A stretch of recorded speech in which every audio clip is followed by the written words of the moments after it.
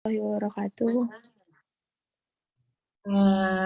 Hari ini kita mau membahas mengenai TWK ya Dek ya.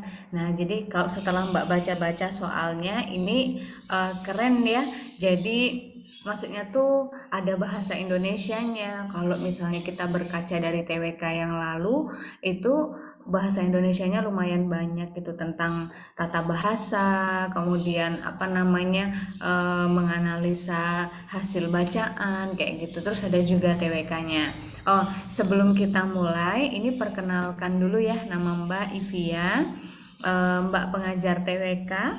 Jadi kalau misalnya selama nanti Mbak ngajar, sampai nomor 30 ini kalau kamu nggak ngerti, itu langsung tanya aja ya. Misalnya boleh, Mbak aku nggak ngerti nih, maksudnya ini apa gitu. Nggak apa-apa langsung tanya. Kalau misalnya ini angkat tangan aja, raise hand bisa. Tapi kalau misalnya malu, itu Mbak suara aku nih terlalu terlalu mahal gitu misalnya, atau malu banget nih kalau mau nanya pakai suara, boleh lewat chatting ya Mbak Ivia, nggak apa-apa, pokoknya tanya aja nanti kalau misalnya ada yang nggak ngerti ya. Mbak share dulu materinya. Oke, sudah ya, sudah kelihatan kan materinya Dek ya. Nah, kita langsung ke soal nomor satu. Mbak Ivia baca dulu soalnya ya. Integrasi nasional adalah penyatuan dari berbagai macam kelompok budaya dan sosial dalam wilayah NKRI. Di bawah ini yang bukan merupakan faktor pendukung tercapainya integrasi nasional adalah, nah, sebelumnya Mbak mau ngejelasin dulu apa sih itu integrasi gitu ya Dek ya. Jadi nanti kamu jangan salah, integrasi itu artinya adalah penyatuan dari berbagai macam unsur. Misalnya nih, integrasi antara kepala, tangan, kaki, badan itu jadinya manusia. Nah, integrasi antara suku Aceh, Medan, apalagi Jambi, Sumsel, Komering, Jawa, Sunda itu jadinya Indonesia. Jadi kalau integrasi itu tuh artinya penyatuan. Tapi nanti kalau kamu tahu atau kamu baca integritas, nah beda ya. Kalau integrasi penyatuan, kalau integritas itu artinya adalah kejujuran. Tapi dia jujur yang konsisten, jujur terus. Misalnya Mbak tanya Indah Alifa nih, Indah Alifa tuh lapar nggak? Misalnya, lapar Mbak, jujur dia ya, tapi belum tentu konsisten, belum tentu integritas, gitu ya. Nah, jadi integrasi sama integritas tuh beda, jangan disamakan. Nah, ini udah ada. Integrasi adalah penyatuan dari berbagai macam kelompok budaya katanya. Nah, terus faktor pendukung. Oh, yang bukan merupakan faktor pendukung. Ini sebenarnya kalau Mbak baca ya, ini bukannya tuh enggak ada. Jadi eh, apa namanya, di bawah ini yang merupakan faktor pendukung tercapainya integrasi. Nah, ada ini yang jawab A enggak? Mbak tanya nih sama Safety Anggra ini. Safety tadi jawab apa, Dek?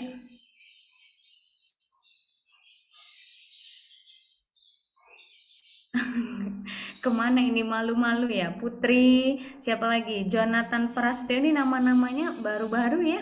Jonathan, Sasa, Cut Nur Tiara, ini jawab apa kalian Dek jawabannya? Boleh lewat chatting nggak apa-apa kok. Misalnya Mbak, aku malu ngomongnya, aku jawab lewat chatting aja, boleh, silahkan. Apa jawaban nomor satu tadi? Oh, ini ada yang jawab E katanya. Oke, ini ada yang jawab C, D katanya. Balkis C katanya. Oke, C. Jadi jawabannya ini banyak sekali ya. Oh, malu-malu. Ada yang D. Oke. Jadi jawabannya adalah nomor satu nih yang C, adanya semangat persatuan dan kesatuan bangsa, bahasa, dan tanah air Indonesia. Jadi gini deh, faktor-faktor pendorong integrasi ini ada beberapa macam. Yang pertama ada semangat persatuan dan kesatuan. Terus yang keduanya ada yang namanya bahasa Indonesia sebagai bahasa persatuan. Terus ada Pancasila sebagai ideologi dan pandangan hidup bersama. Kemudian adanya jiwa gotong royong dan semangat solidaritas antar sesama masyarakat. Terus adanya senasib sepenanggungan akibat penjajahan. Nah, gitu. Penjajahan atau dari faktor sejarah. Nah, jadi jawabannya itu adalah yang C. Ini yang bukannya nggak ada ya di sini ya. Nah, karena yang bedanya adalah yang C sendiri. Kalau yang lain A, B, D, E ini emang bukan faktornya. Atau bukannya ada, ini lupa kecualinya. Nah, gitu. Jadi ini boleh diingat-ingat karena integrasi nasional tuh nanti masuk materi dalam Bhinneka Tunggal Ika. Oke. Ada yang mau nanya nggak? Kalau malu boleh lewat chatting ya. Oke, lanjut sekarang nomor 2. Aduh, ini kata-kata di soal ya, Dek. Gimana Wahyu? Nah, Wahyu kenapa? Wahyu nanya apa, Dek? Itu salah kata ya, Kak? Salah kata ya, atau bukannya dihilangin atau dia masih ada bukan tapi tambahin kecualinya. Gitu ya. Oke Wahyu. Eh, ini sekarang kita nomor 2. Nah Dek, jadi Mbak kasih tips ya. Kalau nemu soal yang panjang kayak gini, ini kamu langsung baca pertanyaannya. Oh, apa ya Mbak ya pertanyaannya? Jadi kamu bisa langsung fokus. Karena nanti soalnya tuh panjang-panjang banget. Oke, nah pendeskripsian watak dalam penggalan cerpen di atas dilakukan dengan cara. Jadi dia tuh mau nyari tahu wataknya itu dideskripsikan lewat apa gitu. Oke, yang ini Mbak baca. Bangsat, siapa kau? Aduh, nggak enak banget ya. Haji Basuni membentak dan ketika menajami mukaku dengan geramnya ia hendak mencengkram aku. Setengah takut aku undur dan menjawab, aku Leman, Umi dan Latifah. Dan tiba-tiba benciku timbul terhadap Haji itu. Tapi aku larang kau dekati mereka. Mengerti anak lapar, betapa tersinggungku mendengar kata-kata terakhir Haji itu. Tapi aku tak berani dan tak bisa berbuat apa-apa selain kecut dan mendongkol.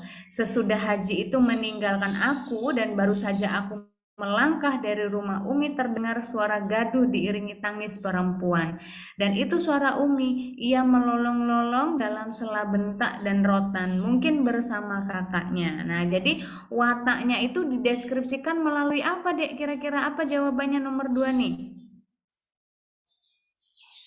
Lewat chatting lagi.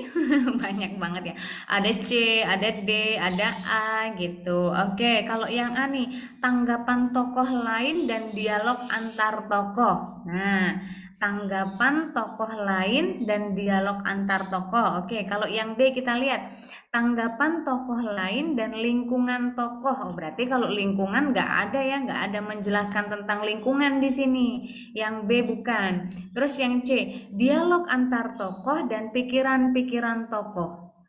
Yang D, deskripsi ciri fisik nggak ada. Yang E, deskripsi gerak-gerik nggak ada. Antara A dan C. Oke, yang D tadi nggak ada ya Dek ya. Yang D tadi deskripsi ciri fisik dan tanggapan tokoh lain nggak ada menjelaskan fisik di sini. Jadi antara A dan C. Kita lihat lagi. Ini ada lagi yang chatting. A, C katanya. Mana Raffi? Muhammad Raffi Pratama. Halo Raffi. Raffi ini malu ya orangnya ya, nggak apa-apa lah ya. Nah jadi, oh malu. Eh, jadi tanggapan tokoh lain dan dialog antar tokoh, terus yang C dialog antar tokoh dan pikiran-pikiran tokoh. Nah, jadi ini jawabannya adalah yang C. Kenapa yang C? Nih Mbak Ivia jelaskan. Dialog antar tokoh dan pikiran-pikiran tokoh. Nah, ini dialognya tuh karena kata-kata yang pertama timbul adalah percakapan ya dek ya bangsat. Siapa kau katanya. Haji Basumi membentak dan ketika menajami mukaku dengan geramnya ia hendak mencengkram aku. Setengah aku takut. Nah, jadi dia tuh menceritakan setengah takut aku undur. Berarti dia ngomongnya tuh dalam hati gitu, dalam pemikiran gitu. Tapi bukan tanggapan antar tokoh karena dia nggak si yang ngomong ini tadi dia nggak menjelaskan tentang bagaimana si Haji Basumi tadi, tapi dia menjelaskan aku nih takut, aku nih benci gitu. Jadi subjeknya yang dia pikirkan itu adalah dia dia sendiri. Jadi dia nggak memikirkan subjek si orang lain. Maksud ya?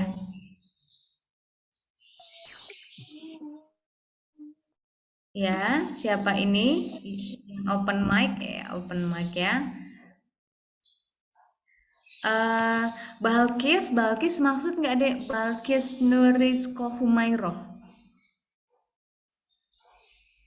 Ngerti nggak Balkis yang Mbak Ivia jelasin? Maksud Maksud, oke, makasih Balkis. Bentar, kalau maksud kenapa jawabannya C Balkis?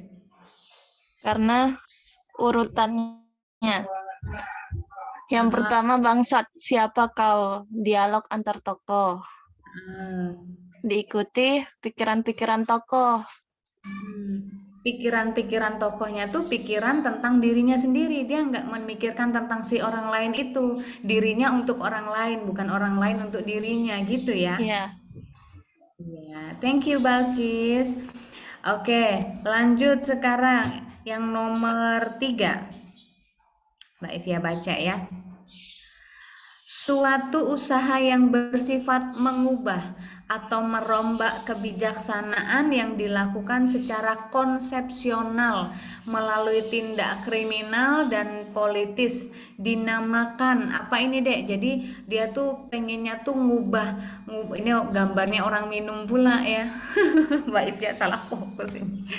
Nah, jadi suatu usaha untuk merombak kebijaksanaan yang dilakukan secara konsepsional. Berarti dia tuh mau ngubah berkonsep gitulah, masif gitu ya, tertata melalui tindak kriminal dan politis. Apa dek namanya dek?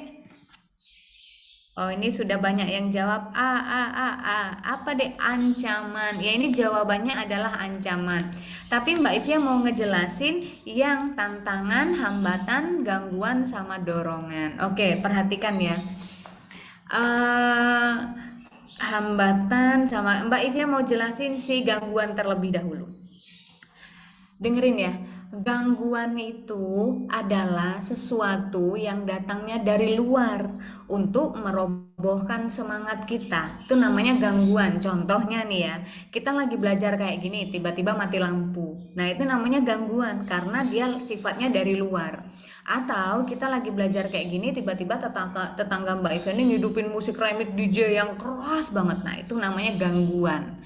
Kita lagi belajar di kelas madani, ternyata tetangganya sebelah nih lagi organ tunggalan karena hari Minggu misalnya. Itu namanya gangguan. Kalau dia datangnya dari luar untuk melemahkan. Nah, ini namanya gangguan. Halo Mbak Ivi ya. Terus, Ya maaf ya Mbak, Rizky potong sebentar. Iya. Untuk yang namanya titik dan 11 OSEKA KRI NB3 itu mohon ganti namanya jadi nama lengkap deh ya. Kita susah nih ngabsennya. Masa kita mau kasih nama kalian titik sama nominal yang nggak jelas gitu. Oke, silakan diganti ya. Jangan lupa diganti nih, Mbak. Dilihat, Mbak. Itu Mbak mungkin bisa diajak ngobrol soal kali, Mbak. Buat baca soal nomor 4 Mbak itu, Mbak. Oke, maaf ya, Mbak. Rizky potong barusan. Iya. Oke, terima Sama-sama, kasih. Mbak Rizky. Jangan lupa diganti dulu. Siapa ini namanya? Osokri. Siapa? Nggak apa-apa deh ganti nama aslinya aja ya. Nggak apa-apa, nggak ada yang marah. Ini malah kalau namanya ini malah curiga siapa nih? Jangan-jangan. Nah, oke. Silakan diganti namanya. Bisa kok diganti lewat Zoom kayak gini tanpa live ya. Semangat ya. Mau belajar Mbak, tapi malu mungkin ya Mbak. Makasih ya Mbak Rizky. Iya, sama-sama Mbak. Itu tinggal yang titik tuh, belum ganti nama. Silakan yang titik, siapa namanya Mbak? Aku pokoknya namanya titik gitu. Ya udah titik ya titik, silakan baca soal gitu ya Mbak ya. Oke, silakan lanjut Mbak. Iya. Nah, lanjut ya. Tadi gangguan deh. Gangguan tuh dari luar untuk melemahkan. Tapi kalau hambatan, hambatan itu dibalik. Dia datangnya dari dalam. Dari dalam dia sifatnya untuk melemahkan. Nah, contohnya apa Mbak? Contohnya gini. Kita mau simulasi kayak gini ya. Tapi aduh aku tuh males banget mau belajar. Nah, itu namanya hambatan. Dia datangnya dari dalam diri kita. Atau aku tuh sebenarnya pengen banget masuk stan, sebenarnya pengen banget les tapi nggak ada uang. Nah itu namanya hambatan. Nah tapi di Madani kalau kamu apal jus dapat diskon deh, jangan takut, oke? Semangat. Jadi hambatan itu datangnya tuh dari dalam tapi sifatnya untuk melemahkan. Nah Mbak, kalau tantangan Mbak, kalau tantangan ini nih sesuatu yang apa ya, yang menggugah kemampuan, menggugah kemampuan. Jadi misalnya tahun ini pemerintah menetapkan target nilai TWK itu adalah 80. Nah, berarti itu sebuah tantangan buat kamu. Aku pokoknya harus bisa dapat nilai TWK tuh 150. Nah, gitu. Oke, tantangan tuh menggugah kemampuan. Tapi kalau ancaman itu kayak misalnya kita mau mengubah tatanan pemerintah, nah gitulah, yang mengancam sifatnya tuh. Nanti ada lagi pelajarannya, ancamannya tuh ada ancaman tradisional, ada ancaman militer. Nanti ada lagi namanya spionase, sabotase. Nah, siapa di sini yang belum paham mengenai spionase, sabotase, silakan raise hand. Nanti biar Mbak jelaskan. Tapi kalau nggak ada yang raise hand berarti udah paham nih. Atau kalau malu chatting, oh ya, oke Delin, siapa lagi nih? Nah, banyak ya yang raise hand ini. Jadi Mbak jelasin. Makasih ya udah ngasih tahu Mbak Ivya. Oke, tunggu. Mbak jelasin. Jadi ada yang namanya itu ancaman. Nah, ancaman militer. Nah, ancaman militer sama ancaman non militer. Tuh, ancaman non militer. Kalau ancaman militer itu pakai senjata dia tuh deh intinya, senjata ya. Mau gimana kata-katanya kalau dia tuh pakai senjata itu namanya ancaman militer. Macam-macamnya ada banyak. Ada yang namanya spionase. Spion, kaca spion ya. Jadi kalau kamu naik motor atau naik mobil ngelihat kaca spion tuh untuk ngelihat kiri kanan, berarti itu istilahnya tuh untuk memata-matai kiri kanan kamu. Jadi kalau spionase tuh kegiatan memata-matai. Tuh spionase.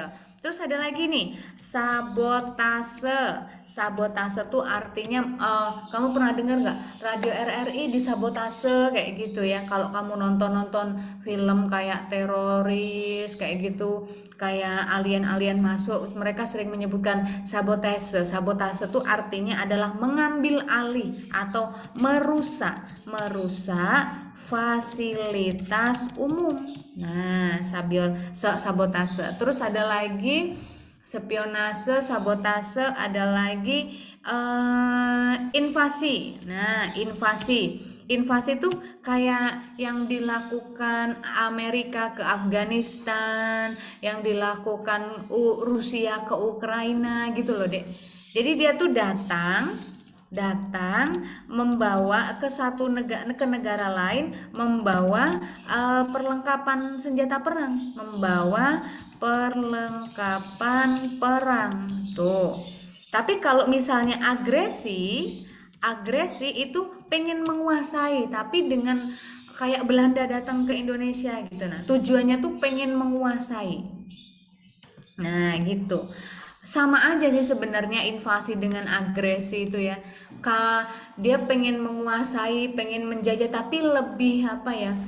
Lebih greget si agresi. Kalau agresi itu terang-terangan dia tuh mau menguasai gitu.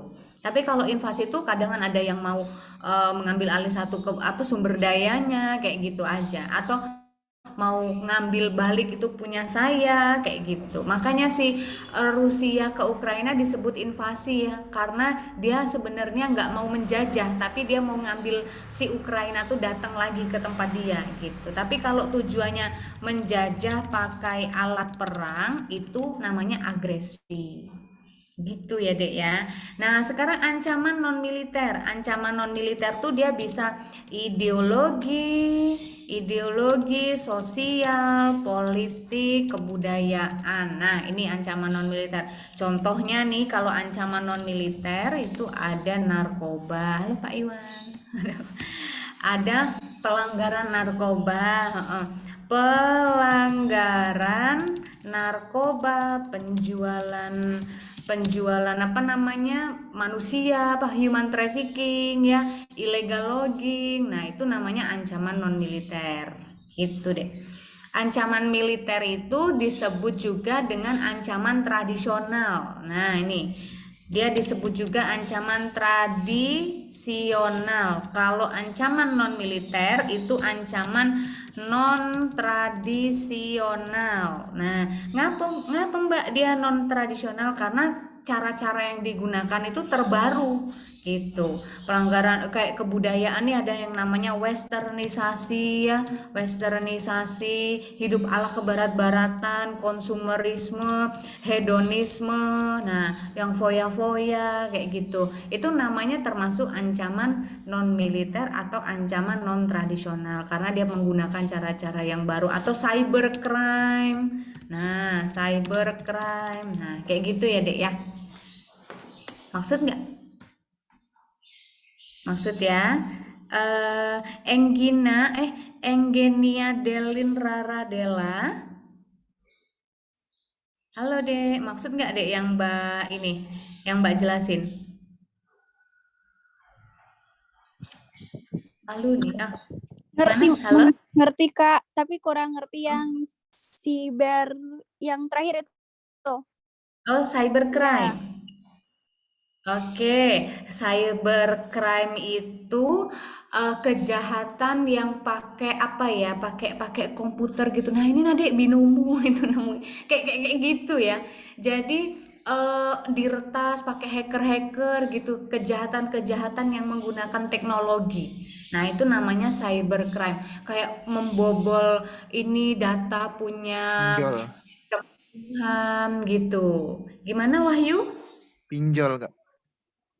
Pinjol ya. Kenapa emang pinjol Wahyu? Wahyu pernah jadi korban pinjol ya? Contoh, Kak. Oh, contohnya bisa boleh pinjol yang jahat ya. Oh, tapi pinjolnya bukan yang memang kita minjem, bukan. Tapi dia pakai data kita padahal kita tuh nggak minjem. Nah, gitu. Jual beli data pribadi. Nah, itu namanya cybercrime juga bisa. Gitu ya, Rara Dela. Ngerti Kak. Makasih. Oke, sama-sama. Jadi ini ada ancaman-ancaman. Nah, ini ada ancaman, tantangan, hambatan, gangguan. Jadi kalau sering disingkat tuh namanya AHGT, ancaman, bukan AH tuh Atta Halilintar bukan ya. Jadi ancaman, hambatan, tantangan, gangguan. Kalau dorongan Mbak, nah dorongan tuh sebenarnya nggak masuk dalam 4 ini, tapi kalau dorongan tuh sesuatu yang sifatnya itu kayak motivasi gitu. Ayo semangat, kamu bisa gitu. Jadi mendukung apa yang orang lain inginkan tapi dengan cara yang rasional. Misalnya kayak Wahyu nih pengen masuk IPDN. Nah, jadi Mbak bilang, ayo kalau kamu mau masuk IPDN semangat belajar ya Dek ya, rajin. Nah itu namanya dorongan atau motivasi. Nah beda dia dengan sugesti. Kalau sugesti mempengaruhi orang lain biar mengikuti kehendak kita. Wahyu mau masuk IPDN, Mbak bilang jangan Wahyu, IPDN itu susah, mendingan kamu masuk di mana ya, Unsri. Nah kayak gitu. Itu dia padahal pengennya Mbak Ivia yang masuk dia Unsri, bukan Wahyunya.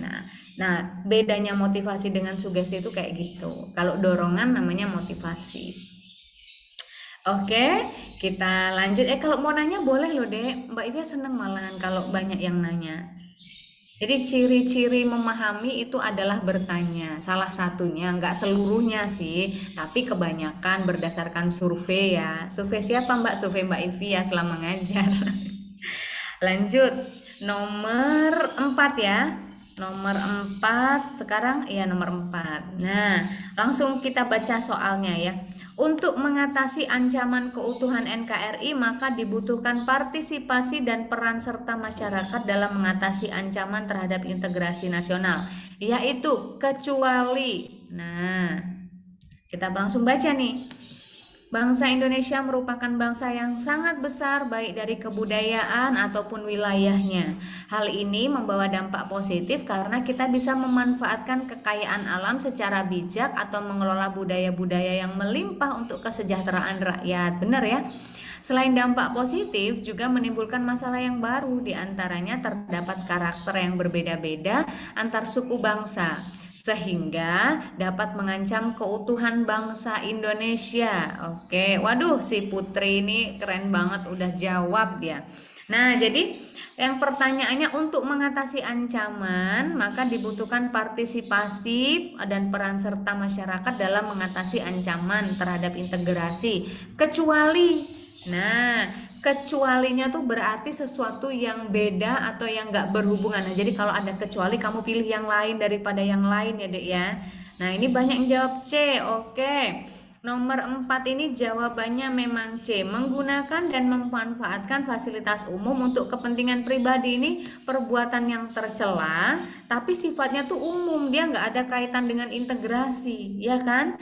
Terus yang A, tidak membedakan keberagaman suku budaya daerah, betul ya. Yang B, menjalankan ibadah secara bersama-sama dengan umat agama lain. Ini sebenarnya kalau secara syariat nggak boleh ya. Misalnya kita Katolik beribadah dengan Protestan nggak bisa, Islam beribadah, tapi ini masih masuk dalam kategori toleransi lah. Mungkin dalam pandangannya seperti itu. Terus yang D, bergotong royong untuk meningkatkan kekompakan masyarakat yang sesuku. Nah, ini nih sebenarnya negatif ya Dek ya. Dia bisa melahirkan sifat yang namanya sukuisme. Jadi kalau sukuisme tuh dia meningkatkan sukunya, meninggikan sukunya, merendahkan suku lain. Nah, ini bisa menimbulkan konflik, tapi dia berkaitan dengan integrasi. Ya kan? Terus mau dan bersedia untuk bekerja sama dengan masyarakat yang sesuku dan seagama. Nah, berarti ada dua yang kayak gini. Ini jelek ya, sesuku dan seagama. Ini berarti dia divergen. Nah, membeda-bedakan. Tapi justru dia kayak gini, ini ada sesuku, ini ada sukuisme, berarti bukan. Nah, yang beda adalah yang C, dia jelek tapi sifatnya umum dan dia sendirian. Gitu ya cara membedakannya. Kamu nanti bakalan nemuin soal TWK itu yang ini apa sih maksudnya gitu. Dia pakai logika banget menjawabnya. Semuanya tuh kadang tuh bener ya, mirip-mirip banget. Nah, tapi mana yang paling nyambung, mana yang paling sesuai, mana yang paling beda kalau ditanya ada kecualinya. Gitu. Iya, makasih ya partisipasinya banyak nih ternyata yang jawab C. Oke, jawabannya memang benar adalah yang C. Lanjut sekarang ada yang mau nanya nggak? Nggak ada? Oke. Lanjut, ini Mbak Ivia kan nanya, ada yang mau nanya nggak? Masih mau ngetik saya Mbak, tapi Mbak udah ngomong nggak ada gitu ya. Nggak apa-apa deh, kalau mau nanya silakan diketik aja pertanyaannya. Atau langsung open mic aja. Oke? Nggak ada, oke. Lanjut sekarang nomor 5. Kayaknya Mbak Ivia kalau ngomong terus nanti aus ya. Silakan Mbak mau minta tolong sama siapa ya mau bacanya ya. Putri Andini. Nah, halo Put. Halo, Halo Putri, Mbak minta tolong bacain nomor 5 ya, Dek. oke.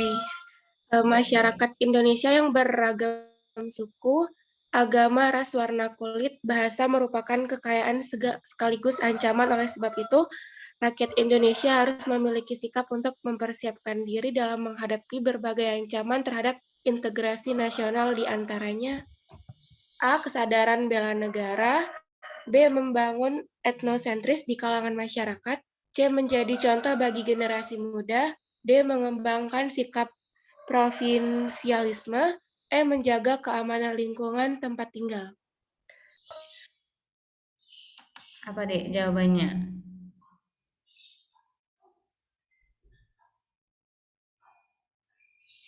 Menurut Putri apa jawabannya?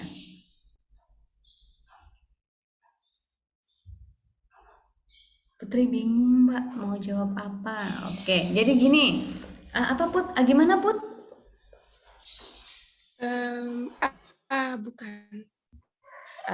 Nah, oke, ini banyak juga yang jawab A ya. Makasih Putri.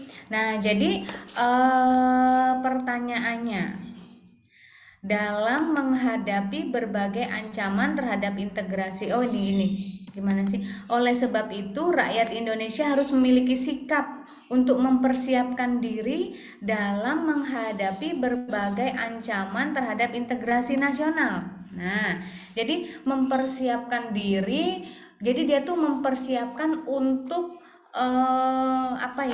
ancaman terhadap penyatuan. Nah, kalau yang A, kesadaran bela negara. Kalau yang B, membangun etnosentris. Nah, Dek, jangan ya yang B itu etnosentrisme. Integrasi itu mana? Ini ada yang nanya ya. Oke, Mbak, nomor 4 tadi jadi maksudnya kecuali itu yang nggak masuk dengan tema integrasi ya Mbak. Jadi yang buruk tapi tetap tema integrasi itu masih masuk ya. Oh ini, kita balik dulu ke nomor 4 ya Rev. Oke, jadi Dek gini, nomor 4 itu nanti Revi tergantung ngelihat mana pilihan jawabannya ya. Ini pernah keluar di CPNS kalau nggak salah tahun kemarin. Jadi ada yang dapat menggunakan dan memanfaatkan fasilitas umum untuk kepentingan pribadi. Kenapa jawabannya itu yang C? Karena kita lihat kan dia mengatasi ancaman keutuhan NKRI, maka dibutuhkan partisipasi dan peran serta masyarakat dalam mengatasi ancaman terhadap integrasi. Kecuali, nah berarti dia cari yang enggak masuk untuk cara mengatasinya ya. Nah, kalau yang D dengan E itu sebenarnya buruk dan dia nggak termasuk cara mengatasi ancaman integrasi, dia malah menimbulkan perpecahan kan. Tapi dia ada dua deh. Nah, ada ini sesuku, seagama, terus ini dengan umat agama lain gitu. Tidak membedakan keberagaman ini memang bagus ya. Jadi yang A nggak usah dilihat. Kalau yang B, D, E itu tuh sebenarnya maknanya sama. Nah, Mbak Evia jelasin ya, Dek ya. Jadi kalau misalnya dia membahas tentang Bhinneka Tunggal Ika yang berbeda-beda tapi tetap satu, pokoknya pilihan jawaban yang mengarah ke sukuisme, terus meninggikan sukunya, meninggikan etnisnya, meninggikan kelompok, meninggikan agamanya, seagama, itu pasti jelek. Nah, itu pasti dia menimbulkan perpecahan. Jadi jangan dipilih. Berhubung di nomor 4 ini ada 3 yang seperti itu, jadi nggak mungkin jawabannya ada 3. Nah, yang C ini yang paling beda sendiri, yang sifatnya umum dan dia jelek. Nah, gitu. Tapi kalau misalnya yang sesukuisme ini cuma satu, dia jawabannya. Karena dia cuma satu-satunya. Gitu ya, Rev? Oke, makasih Mbak. Sama-sama. Lanjut nomor 5 sekarang. Nah, kesadaran bela negara, membangun etnosentris. Nah, etnosentris itu etnis. Jadi dia meninggikan etnisnya, merendahkan etnis lain. Berarti dia jelek ya. Jangan. Nah, terus menjadi contoh bagi generasi muda mengembangkan sikap provinsionalisme. Jadi dia meninggikan provinsinya, merendahkan provinsi lain. Jangan. Nah, ini yang bagus A, C, sama E. Nah, Dek, ini jawabannya apa? Jawabannya adalah yang C. Menjadi contoh bagi generasi muda. Mbak, kenapa yang C? Nah, ini Mbak jelasin. Kenapa yang C? Karena alasannya lebih mencakup semuanya. Jadi kalau misalnya yang E menjaga keamanan lingkungan tempat tinggal, berarti dia cuma menjaga keamanan lingkungan tempat tinggal gitu. Kalau bela negara itu tuh kesadaran bela negara. Oh, berarti Mbak jelasin ya. Gini, bela negara itu tok pada waktu itu aja, gini ya, Mbak jelasin lagi. Berarti nih ada lagi. Ada namanya bela negara, terus ada namanya nomor 2 nasionalisme, ada lagi yang nomor 3 patriotisme, Ada lagi pertahanan negara, ada lagi yang nomor 5, cinta tanah air. Nah ini Dek ya. Jadi kalau misal ini Mbak jelasin satu-satu. Salah ya. Nih Dek, bela negara tuh apa sih Mbak? Jadi kalau kamu baca bela negara itu adalah sikap keteguhan, ini banyak panjang ya. Nah jadi bela negara tuh intinya itu bisa dilakukan oleh semua orang. Oke. Terus dia sebelum kejadian ancaman itu namanya bela negara. Terus ini apa namanya? Antisipasi. Oke. Taat aturan, terus eksistensi bangsa. Oke, tunggu ya. Terus yang nasionalisme tuh artinya adalah cinta tanah air atau Indonesia, tapi yang berkaitan dengan lambang-lambang negara, itu nasionalisme. Kalau patriotisme itu tuh sikap patriot atau pahlawan. Nah, ini dalam implementasi pada saat ini bukan tugas dia, tapi dia melakukannya. Nah, biar nanti Mbak jelasin. Kamu pasti nggak maksud kalau kayak gini aja. Pertahanan negara itu dilakukan pada saat terjadi ancaman dan memang tugas dia. Kalau cinta tanah air itu dia cinta Indonesia, tapi yang berkaitan dengan kekayaan daerah. Tuh. Maksud nggak? Jadi kalau bela negara itu semua orang tuh boleh melakukannya sebelum kejadian ancaman, antisipasi, taat aturan, eksistensi bangsa. Contohnya nih, Mbak Ivi ya pakai baju batik ke Polandia biar orang luar negeri tuh tahu tentang batik. Itu namanya bela negara karena eksistensi bangsa. Grace Napoli lomba ke Jepang pakai baju atau pakai batik. Nah, itu namanya bela negara. Oke, semua orang boleh melakukan itu. Pak Jokowi pakai batik, Pak Jokowi memamerkan Ponorogo ke mana? Ke Haiti misalnya kayak gitu. Nah, itu namanya bela negara. Terus taat aturan, revi bayar pajak, nah itu namanya bela negara. Mau siapapun boleh melakukan sebelum kejadian ancaman. Contohnya nih, Mbak Ivia nasehatin sama si Jonathan, kamu jangan pakai narkoba ya Dek ya, itu namanya bela negara. Oke, karena dia antisipasi. Kalau nasionalisme, cinta tanah air Indonesia, tapi yang berkaitan dengan lambang-lambang. Contohnya nih, ada warga Australia menghina merah putih, Mbak Ivia marahin dia karena dia menghina lambang Indonesia. Itu namanya nasionalisme. Dia berkaitan dengan Bhinneka Tunggal Ika, lambang presiden, pokoknya yang berkaitan dengan punya Indonesia gitu. Tapi kalau patriotisme dia bukan tugas dia, tapi dia mau melakukan itu. Contohnya nih, OB nangkep maling, OB bank, terus dia ada maling di bank ditangkepnya. Itu kan bukan tugas dia ya, tapi dia mau melakukannya. Itu namanya patriotisme. Contohnya lagi Sasa nih, aduh kasihan nih lihat orang tua aku, katanya aku bikin masker biar menambah pemasukan. Nah itu namanya patriotisme. Jadi biar gitu.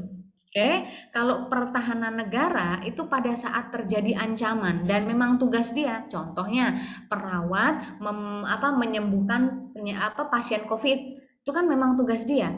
TNI TNI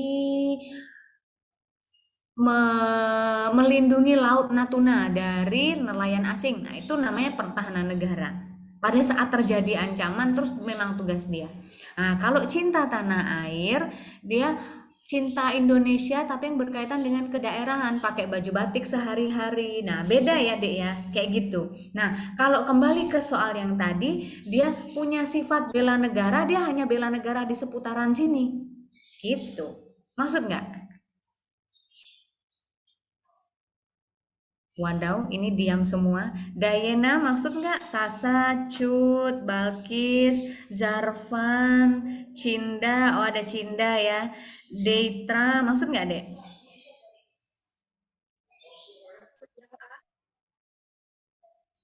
Oke. Adritian Arbi maksud ya, ini namanya mas materi ini, materi yang tadi. Jadi kalau kesadaran bela negara dia hanya berfokus sama si bela negara. Tapi kalau menjadi contoh bagi generasi muda, dia umum sifatnya, bisa apa aja. Nah, gitu. Nomor 5. Ini ada yang mau tanya, Kak, bukannya kalau kayak perawat itu termasuk ke bela negara karena sesuai dengan profesi masing-masing? Benar. Kalau ini kata si Jonathan, kalau nggak terjadi ancaman itu dia bela negara, Dek. Tapi kalau pas terjadi ancaman itu namanya pertahanan negara. Misalnya kayak perawat menyembuhkan pasien di rumah sakit, perawat bekerja sesuai dengan profesinya. Nah, itu termasuk bela negara karena eksistensi bangsa. Tapi kalau kejadian lagi ada ancaman, kan COVID itu ancaman ya. Nah, dia berjuang melawan itu namanya pertahanan. Nah, Mbak, kalau misal Pak Jokowi pakai baju batik ke luar negeri itu termasuk apa? Itu termasuk bela negara. Nah, karena dia eksistensi bangsa gitu. Nah, misalnya nih kita mau nonton atlet misalnya Indonesia nih masuk Piala Dunia ya, misalnya Indonesia masuk Piala Dunia terus disiarkan di Qatar, kita nabung biar kita bisa nonton ke Qatar. Nah, itu namanya nasionalisme karena berkaitan dengan si lambang-lambang si Indonesianya kayak gitu. Gimana Jonathan? Kalau kejadiannya itu nggak terjadi ancaman, itu dia bela negara. Tapi kalau pas terjadi ancaman, itu dia pertahanan negara. Gitu deh. Revi, Jonathan, gimana dek? Oke, sama-sama Jonathan. Nah, alhamdulillah ya banyak yang nanya, berarti ini agak-agak ngerti nih. Mbak Ifya seneng nih kalau banyak yang nanya nih. Terus lanjut yang nomor 6. Nomor 6 Mbak Ifya baca. Masyarakat memiliki peran secara individu penting dalam menjaga serta mengatasi ancaman terhadap integrasi nasional. Salah satu peran individu tersebut misalnya, nah jadi ini yang ditanyain peran individu. Jadi kita harus fokus ke, kalau yang ditanya individu berarti harus individu jawabannya. Apa kira-kira dek yang nomor 6 nih jawabannya? A. Raffi, A. Putri Andini. Nah ini banyak yang A ya. Zaza, oke. Ini kalau nggak salah Zaza ini si Somadani ya? Yang lama ya? Lulu, oke. Nah ini nomor 6. Memiliki sikap dan kepatuhan yang tinggi sebagai warga negara. Nah, Dek, kamu perhatikan soalnya ya. Masyarakat memiliki peran secara individu penting dalam menjaga serta mengatasi ancaman terhadap integrasi. Jadi dia peran individu untuk mengatasi ancaman integrasi. Nah, jadi yang berkaitan ancaman integrasi, ancaman yang bisa memecah belah gitu. Kalau memiliki sikap dan kepatuhan yang tinggi sebagai warga negara, apakah itu dia mengatasi ancaman integrasi? Enggak ya, ini ancaman ketatanegaraan, ya. Revi jawabannya Dede apa Dede? Revi. Yang B, berwawasan luas dalam setiap menyelesaikan permasalahan hidup. Nah, ini ancaman integrasi bukan? Kalau yang C, rajin dan tekun belajar untuk mendapatkan masa depan yang cerah. Ancaman integrasi bukan? Kalau yang D, tidak membedakan keberagaman pada suku, budaya, daerah, atau sara. Ini ancaman integrasi bukan? Yang E, memiliki gaya hidup modern dan mampu memanfaatkan teknologi modern. Nah, ini semua A sampai E ini adalah peran individu. Tapi mana yang berkaitan dengan ancaman integrasi nasional? Yang mana jawabannya? Ayo, mana nih? D, oke betul. Jawabannya adalah yang D, Dek. Nah, Jadi harus tahu posisi soalnya itu diminta apa. Jawabannya adalah yang D. Jadi berkaitan dengan suku, budaya, daerah, atau sara ya. Suku, agama, ras, anggota kelompok. Oke, makasih ya D jawabannya. Lanjut nomor 7 nih. Nanti Mbak Evia aus nih kalau baca terus. Mbak Evia mau minta tolong sama kalian. Safety Anggraini. Halo Safety. Halo Kak. Nah, Safety Mbak minta tolong bacain nomor 7. Dek, bentar ya Dek ya. Ada mesin. Oh my god, ini namanya gangguan. Tunggu ya. Tunggu bentar. Wait. Mbak Rizky, tunggu sebentar ya Mbak. Ini kayaknya ada Oke, siap. berisik banget nggak Mbak? Kedengeran banget, Mbak. Apa tuh, Pak? Tunggu di sebelah ada vakum. Bentar ya Mbak, aku iniin dulu. Oh my god, tunggu ya. Gangguan ini Dek namanya. Siap, Mbak. Siap. Oke, tadi Mbak nggak sengaja lihat di bagian chatting ada yang nanya untuk record ya. Untuk record kalau upload di YouTube kita belum tahu nih Dek. Tidak ada. Pantengin aja terus grupnya. Kalau emang belum gabung di grup, kabarin aja ya, chatting gitu ke panitianya atau ke siapa, minta gabungin di grup. Nanti semua informasinya insya Allah kita bakalan upload di grup. Jadi masalah recordnya di upload di mana juga kita uploadnya bakalan di grup. Oke. Kalau untuk di YouTube kita masih belum tahu. Halo Mbak. Iya. Masih nih, Masih Mbak. kedengeran nggak suaranya? Masih, Mbak. Ya, nggak apa-apa. Masih banget ya? Masih. Iya, tetangga sebelah ngevakum. Tunggu ya Mbak ya, aku ambil headset dulu ya, biar ini. Ya Allah, maaf ya Mbak. Nggak apa-apa, Mbak. Nggak apa-apa. Namanya juga gangguan ini kan, gangguan teknis dari luar. Ih, langsung ada contoh nyatanya ya. Wah. Iya. Apa-apa, Mbak. Ya kan kita nggak, itu kan kejadian yang tidak terduga. Namanya juga kan kita hidup bersosialisasi, hidupnya di tengah kota, di perumahan gitu yang ramai orang, gitu kan.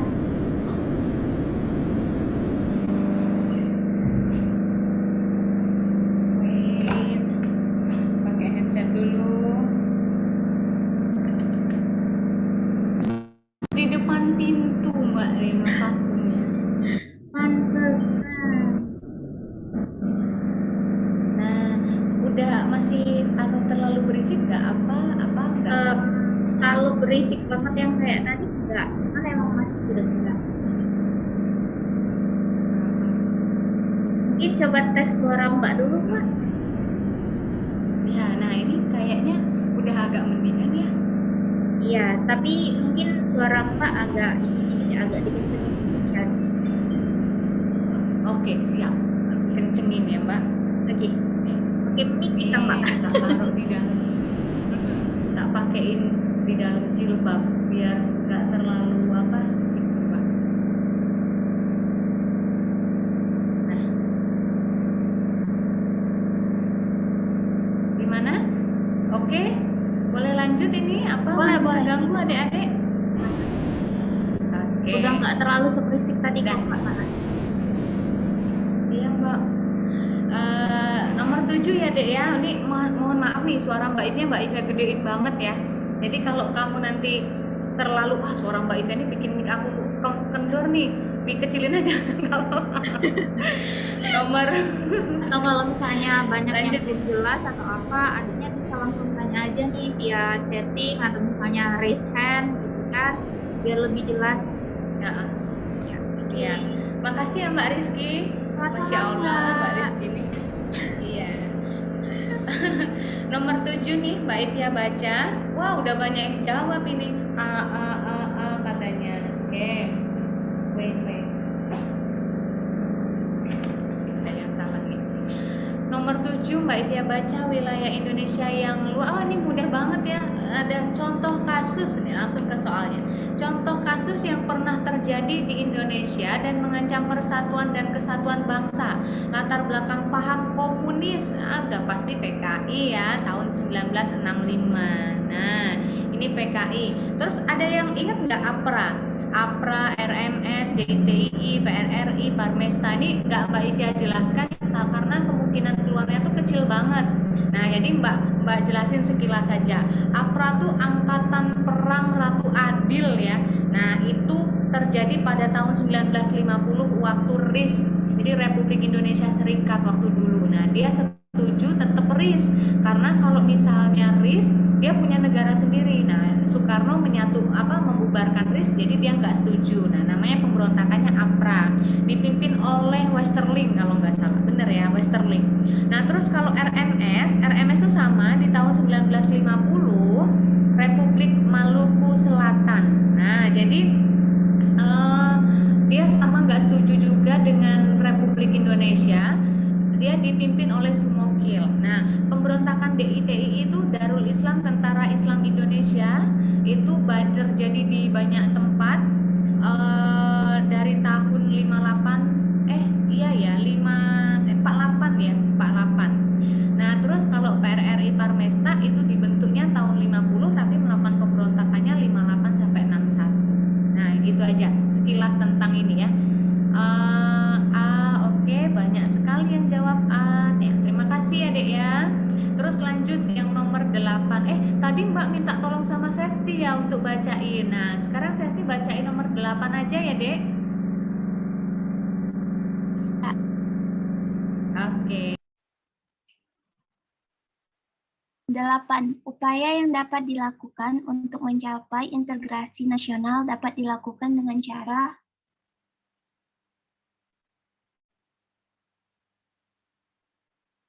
yang apa jawabannya menurut Septi?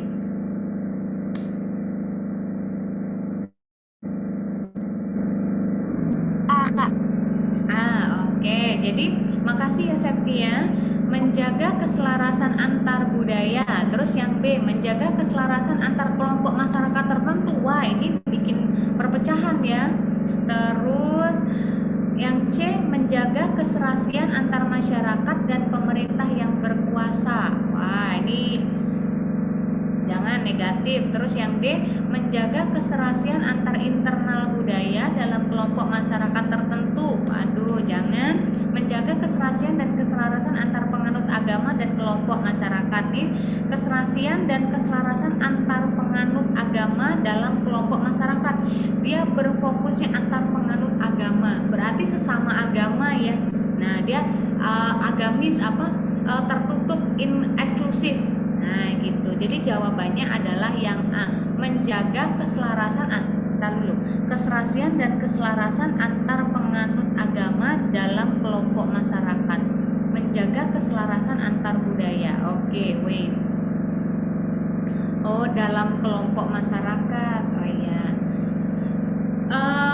Lebih kalau yang E ini dia eksklusif ya, Dek ya, antar penganut agama di dalam kelompok masyarakat gitu. Tapi kalau yang A, menjaga keselarasan antar budaya, dia nggak ada dalam mananya ya. Nah, jadi dia sifatnya tuh lebih umum. Oh, kalau Balkis jawabannya yang C, menjaga keserasian antar masyarakat dan pemerintah yang berkuasa. Dek, tapi kalau misalnya dia membahas tentang integrasi nasional, dia biasanya berkaitan dengan suku, agama, ras, anggota kelompok dan budaya ya. Gitu. Jadi nggak ada, kalau misalnya pemerintah yang berkuasa ini tentang politik ya. Gitu. Nah, jawabannya adalah yang A. Mbak Rizky, kalau misalnya semakin terganggu Mbak Rizky bilang ya, nanti aku pindah ke lokasi yang lain gitu. Kasih ya Mbak. Nomor 9 Mbak Ivia baca. Penulisan kata maha yang merujuk pada Tuhan di bawah ini yang benar adalah, nah ini jawabannya adalah yang A. Kenapa Mbak yang A? Nih, jadi marilah kita bersyukur kepada Tuhan yang Maha Pengasih. Dia dipisah ininya, dia dipisah deh ya, Maha Pengasih. Karena ada asih terus pengimbuhan, berarti dia dipisah. Kalau yang Maha Esa ini salah karena dia digabung. Maha Pengasih digabung, Maha ini digabung. Nah, kenapa bukan yang Mbak? Karena Maha ini sudah tinggi, Agung juga sudah tinggi. Nah, terus jadi dia Maha Agung yang tinggi-tinggi kayak gitu. Terus dia juga nggak ada titik di belakangnya. Nah, itu yang bikin bukan jawabannya. Oke. Nah, terus Tuhan yang Maha Pengasih, I-nya itu besar karena dia Tuhan ya. Tapi biasanya kalau di dalam judul yang kata penghubung itu dia hurufnya kecil kayak yang, dan, atau gitu. Nah, ini menunjukkan Tuhan berarti sesuatu yang sifatnya tinggi, berarti I-nya harus tinggi. Terus ada titik di belakangnya, terus dipisah. I-nya besar maksud Mbak tadi. Nah, kalau ini nggak ada titik, terus agung sama maha itu maknanya sama. Itu nomor 9. Ada yang jawab A nggak? Atau yang jawab E? Mbak rasa nggak ada yang jawab B, C, D ya, karena ini digabung. Nggak mungkin kamu. Tapi kecuali kalau esanya ini dipisah. Oke, lanjut sekarang nomor 10. Penulisan kata pro, kontra, dan anti di bawah ini yang benar adalah, nah jadi kalau misalnya ada pro, terus ada kontra, ada anti. Oh ya Allah, alhamdulillah udah mati. Alhamdulillah ya Dek ya, cuma bentar aja nih. Nah, nomor 10 nih ada pro, ada kontra, dan ada anti.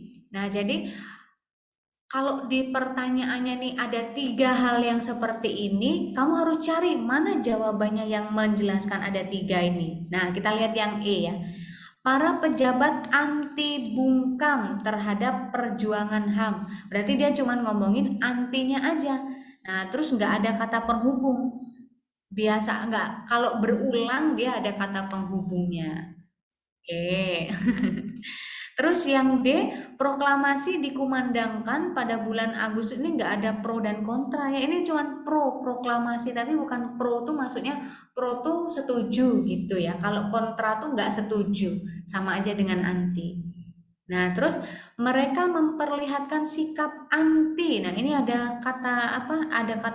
Ada stripnya nih enggak ya? Bukan, karena dia bukan kata berulang. Terhadap kejahatan. Nah, ini mereka memperlihatkan sikap anti, ini digabung. Nah, jadi salah ya. Nah, terus yang benar adalah yang A. Masyarakat yang pro dipisah lebih banyak daripada yang kontra. Nah, dipisah juga. Jawabannya adalah yang A. Oke, ini banyak nih, ada 7. Oke, mantap, A semua ya. Nah, bisa lah berarti nanti A atau C. Oke, jawabannya adalah yang A, deh. Lanjut sekarang nomor 11. Oke, nomor 11 Mbak Ivia mau minta tolong sama Kurniawan Putra. Halo Kurniawan. Kurniawan nih malu apa ya? Atau nanti? Oke. Iya, Halo halo Kak. Kurniawan. Halo Kurniawan, Mbak minta tolong bacain nomor 11 ya, Dek.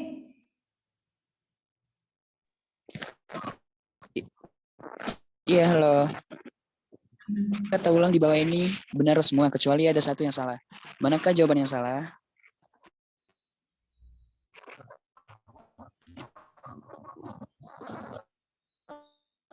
A. Surat-surat kabar tersebar dengan secepatkan. C. Perintah sedang merancang undang-undang baru. D. Masalah kecil jangan dibesar-besarkan. E. Detektif itu sedang memata-matai pencuri itu. Jawabannya adalah C, Kak. C ya. Oh iya ya, oke. Makasih Kurniawan. Iya, Kak. Iya. Duh, suaranya kayak ini ya, apa namanya? Cocok banget nih jadi MC Kurniawan nih.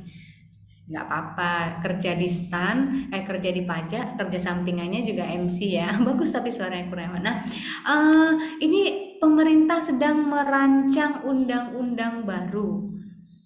Sama yang E, detektif itu sedang memata-matai pencuri. Dek, ini jawabannya E. Karena nih, memata-matai, ini harusnya nggak perlu I-nya. I-nya nggak perlu di-strip. Nah, kalau undang-undang ini kata tidak baku ya, tapi sering digunakan. Nah, ini mengecoh ya, Dek ya.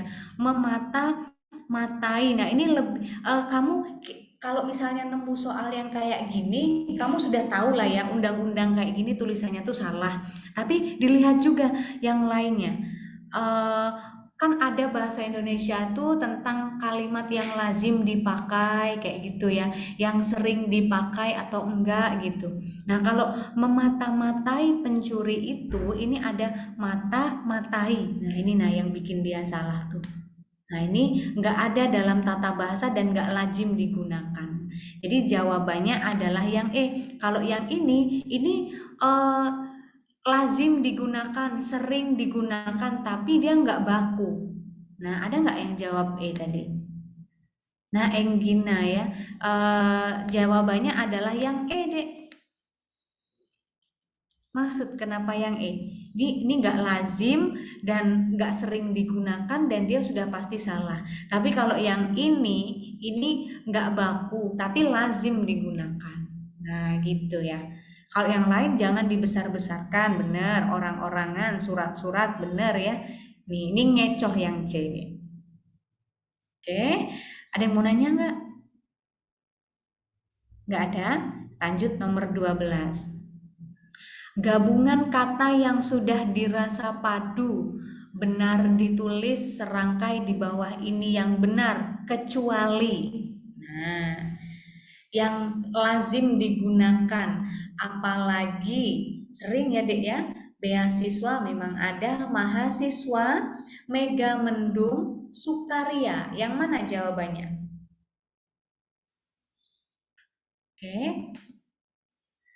Oke, jawabannya adalah mega mendung ya. Mega mendung yang D jawabannya nih. Sukaria tuh artinya bersukaria, senang gitu ya.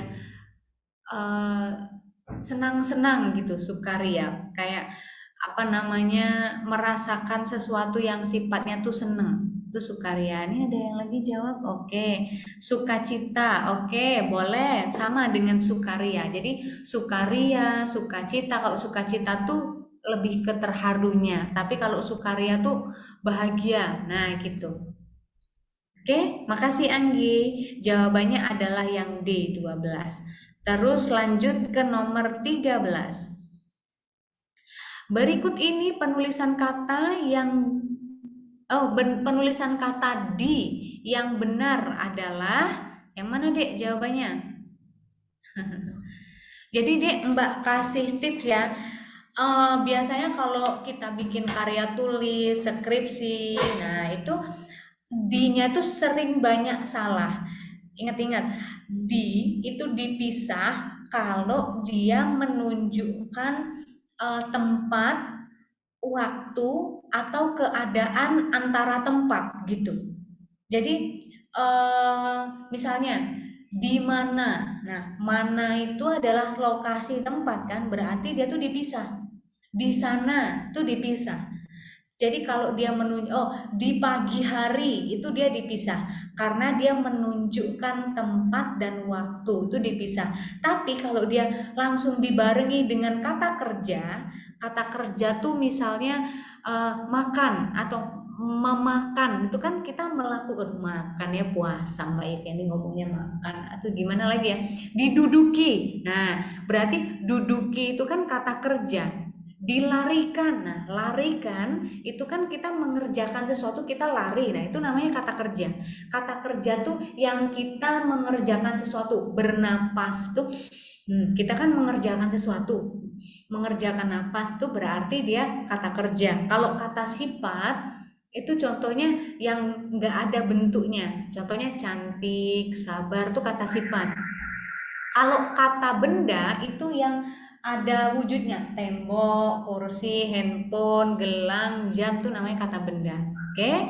Nah, ini banyak banget. Oke. B, B, B, B, B, B, B, B, B, B, B. Oh, B ada yang D. Oke. Berikut ini kata di yang benar adalah jawabannya di mana kamu sekarang? Ani menaruh di rak. Oh, ini harusnya dipisah ya, di mana? Di depan dipisah. Dicium. Nah, cium itu adalah kata kerja, berarti ini harusnya digabung. Di dapur kata tempat, berarti harusnya dipisah. Oke, jawabannya adalah yang B. Oke, Ani menaruh sepatu di rak sepatu. Rak itu kan berarti dia kata tempat ya. Nah, Mbak tuliskan di sini. Oh, sambil Mbak nulis biar nggak sepi banget, Mbak mau tanya nih sama siapa ya yang tadi jawab? Daud. Nah, halo Daud. Daud, di itu dipisah kalau dia kenapa? Ayo Daud, jawab silakan. Kata tempat. Kata tempat, terus? Kata waktu, pinter. Nah ini nanti Mbak salah ya. Oh, dipisah kalau menunjukkan kata tempat dan waktu. Oke, tapi dia digabung baiknya takut salah ya. Digabung kalau menunjukkan kata kerja. Oke, makasih Daud. Nah, ini jadi dia kalau tempat dan waktu dia dipisah atau dia ngelihat kondisinya, misalnya kursi itu berada di antara, di antara dua pintu. Nah, itu kan berarti dia lokasi. D-nya berarti digabung, dipisah gitu. Oke, di antara dua lokasi berarti itu dipisah karena dia menunjukkan waktu. Oke, lanjut nomor 14. Penulisan kata depan yang benar di bawah ini adalah kecuali. Nah, apa jawabannya, Dek? Nomor 14, Dek.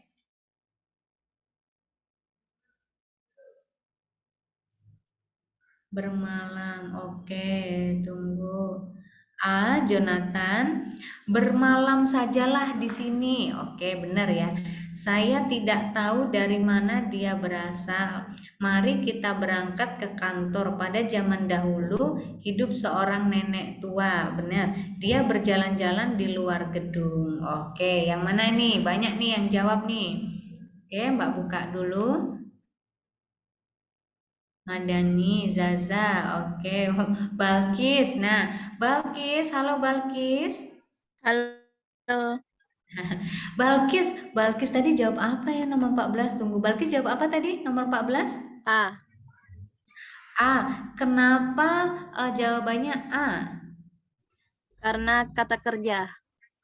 Oke, karena kata kerja bermalam.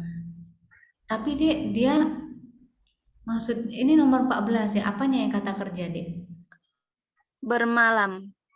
Bermalam.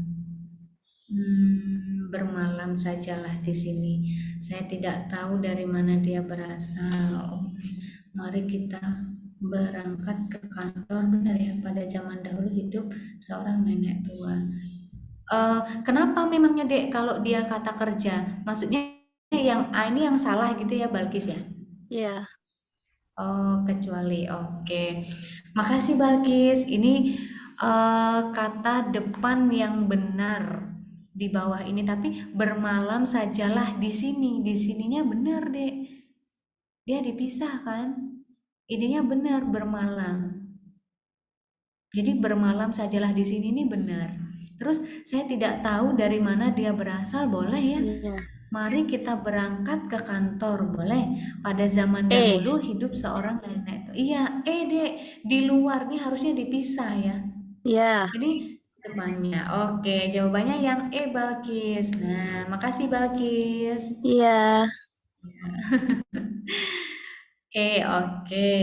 Iya ya, ini D-nya tuh harusnya dipisah karena dia menunjukkan lokasi apa namanya tempat.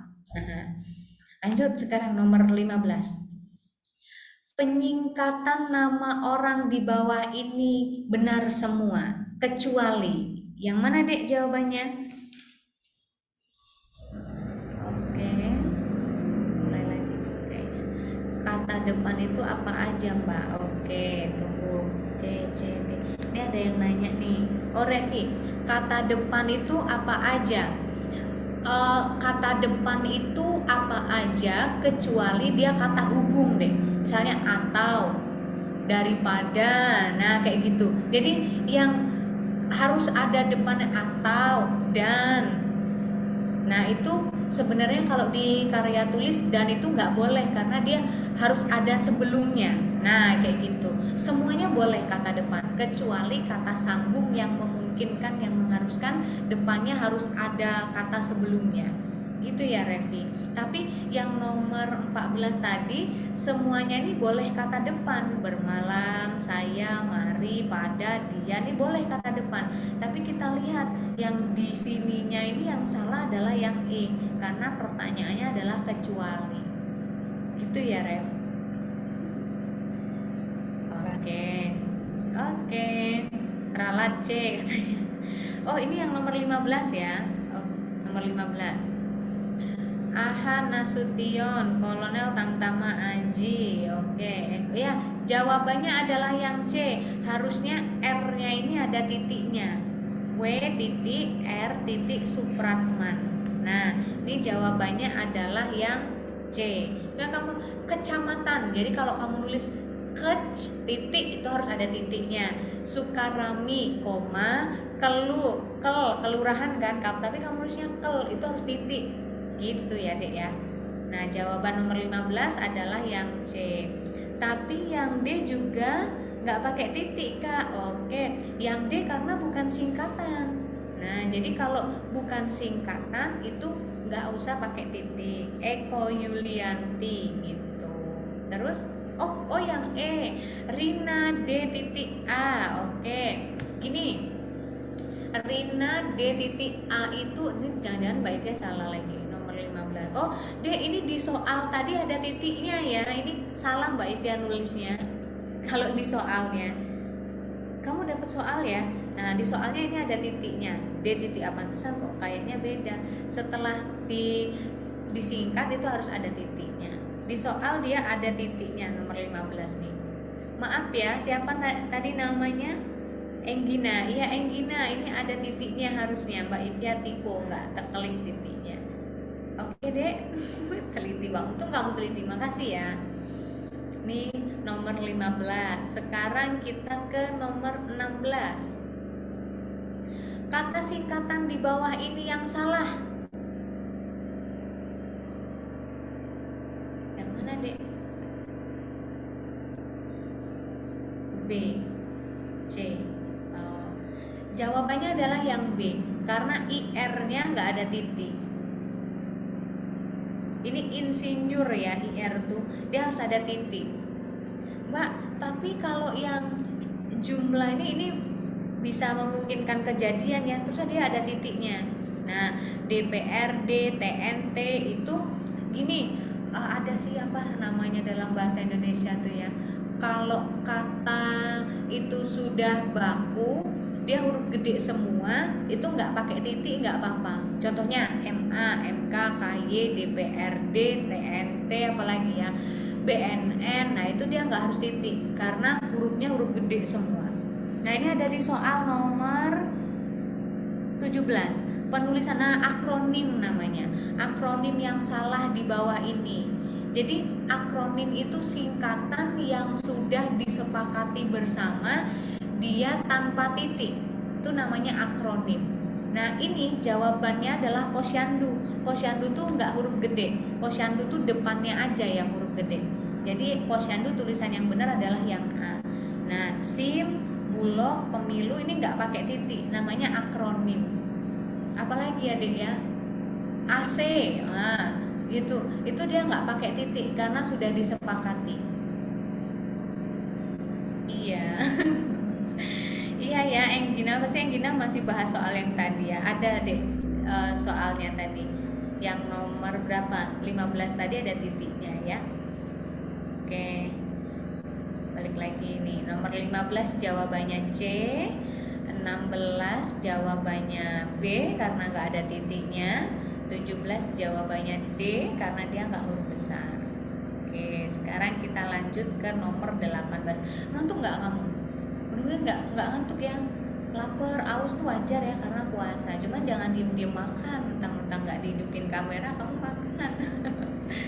Nggak lah ya, pasti kuat-kuat semua. Nomor 18 nih, Mbak Evia baca.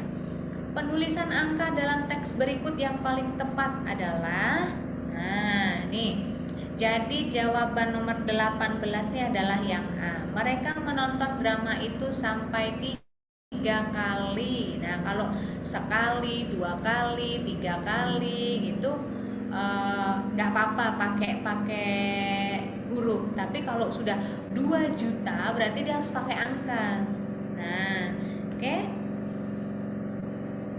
Kasih masukan, kami jawab dulu baru kasih tahu jawaban. Oh, boleh. Iya ya. Oke. Dari nomor 19 ya. Jadi nanti Mbak Ivia baca, kamu jawab dulu baru nanti Mbak Ivia kasih jawaban. Oke, Enggina. Terima kasih masukannya. Boleh diterima banget. Jadi ini jawabannya adalah yang A ya. Nanti kita mulai di nomor 19. Oke. Iya ya, oke, iya ya Wahyu biar seru. Indah Alifa, kenapa nggak yang E? Oke, sip. Kita yang B dulu ya. Koleksi perpustakaan tuh mencapai 2 juta. Nah, kalau dia sudah kayak gini 2 juta dia harus pakai angka, Dek. Tapi kalau 3 kali, 4 kali gitu nggak apa-apa nih. Terus yang C nih. Kendaraan yang dipesan untuk angkutan umum berjumlah 55 bus. Nah, ini jumlah berarti dia harus 55. Terus nih yang D, 50 siswa kelas 6 lulus ujian. Ini harusnya pakai angka. Terus nih 250 orang peserta diundang ke acara seminar. Nah, 250 orang. Ini bener ya.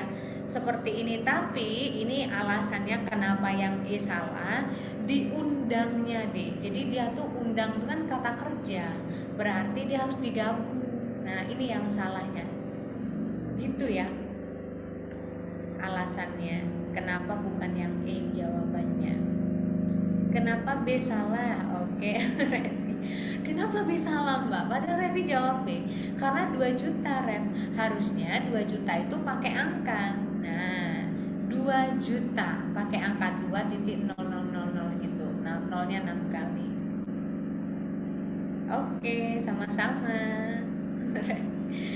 Itu Rev ya, 2 juta tuh harus pakai angka. Nih diundangnya, undang tuh kata kerja nih. Jadi dia harus digabung. Oke, ada yang mau nanya lagi nggak? Oke, sama-sama. Lanjut nomor 19 nih. Nah, silakan kamu jawab Mbak sambil baca ya. Ini pembukaan UUD 45 mengandung pokok-pokok pikiran yang meliputi suasana kebatinan. UUD negara Indonesia yaitu mewujudkan cita-cita hukum, restraint, dan yang menguasai hukum dasar tertulis UUD dan hukum dasar tidak tertulis atau konvensi, yang kemudian diwujudkan secara normatif dalam pasal-pasal UUD 45. Pokok pikiran, negara dan seluruh warga negara Indonesia wajib mengutamakan kepentingan negara di atas kepentingan golongan ataupun perorangan adalah menggambarkan pokok pikiran pada alinea keberapa? Silahkan dijawab.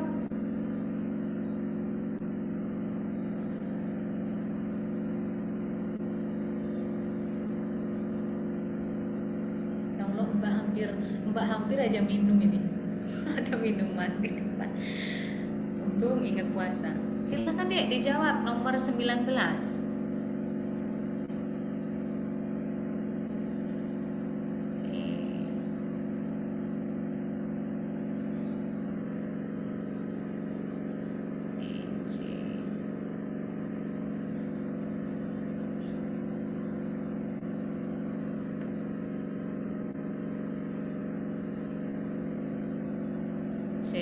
Aduh, kenapa banyak yang C nih jawabannya?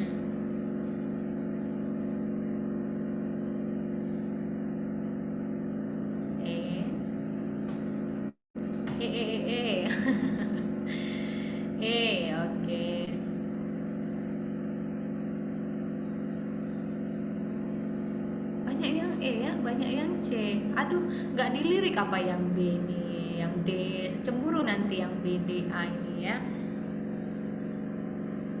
Nomor 19 ya. 19 nih jawabannya adalah yang A. Yang pertama. Hah, Mbak kok bisa yang pertama jawabannya yang A? Jadi gini, pokok kan UUD ini kalau kamu baca nanti dia ada 4 alinea pembukaannya. Kalau nanti kamu ketemu sama Mbak Ivia di kelas pas pembahasan, nanti silahkan bawa UUD-nya pas pelajaran TWK, pas Mbak Ivia ngajar, tapi bawa aja terus sambil dibaca-baca, diapalin ya. Nah, nanti kalau sisa waktunya Mbak jawab, Mbak jelaskan pas di kelas. Jadi alinea pertama itu apa bunyinya? Mbak Ivia lupa. Bahwa kemerdekaan adalah hak segala bangsa dan oleh sebab itu penjajahan di atas dunia harus dihapuskan karena tidak sesuai dengan peri kemanusiaan dan peri keadilan ya. Itu bunyi alinea pertama. Nah, Dek, jadi alinea pertama pembukaan UUD itu dia punya makna mengenai keadaan yang menginginkan negara itu merdeka. Jadi kalau nanti ada pertanyaan, alinea pertama pembukaan UUD itu dia berkaitan dengan Pancasila sila keberapa Mbak? Dia sila ketiga karena dia berkaitan dengan negara.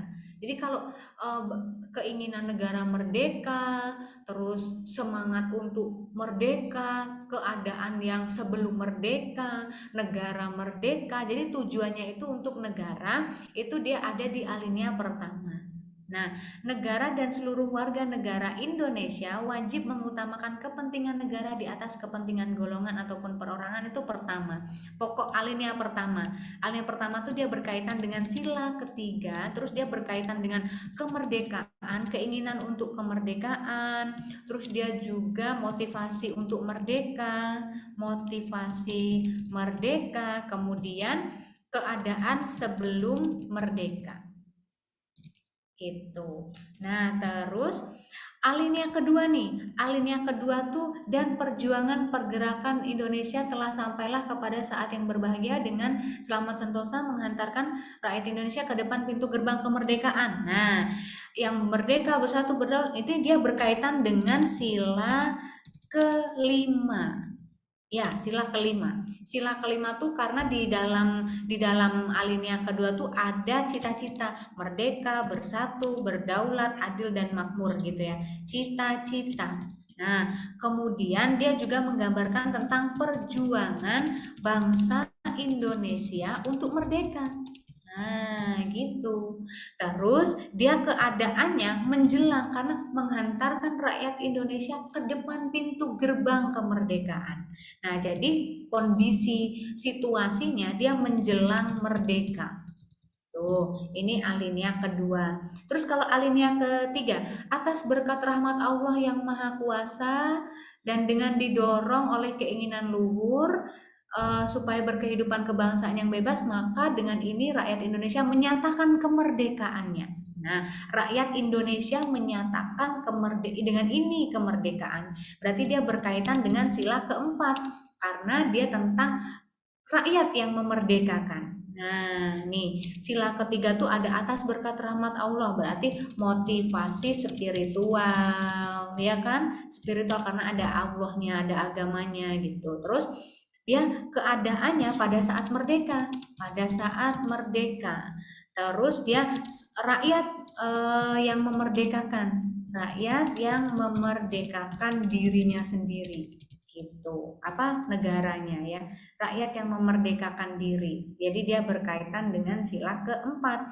Kalau alinea keempat dia berkaitan dengan sila ke-1 dan sila kedua. Nah, di dalam alinea keempat itu ada tujuan negara, terus ada ideologi, keadaan atau menggambarkan sesudah merdeka. Intinya prinsip-prinsip dasar ketatanegaraan itu ada di alinea keempat. Gitu. Maksudnya mau nanya boleh. Ini biar ngerti banget tuh sebenarnya kamu sambil ngeliat atau buka pembukaan UUD-nya sih. Kalau kamu baca di alinea keempat itu ada Pancasila. Nah, makanya kalau kausa Pancasila, kamu ingat pelajaran kausa Pancasila tuh salah satunya ada kausa formal, itu secara formal Pancasila ada di pembukaan alinea keempat. Nah, Mbak, apa lagi tuh, Mbak? Kausa Pancasila ini. Nah, kausa Pancasila nanti ada lagi pembelajarannya. Ikutin terus makanya. Ada lagi nanya.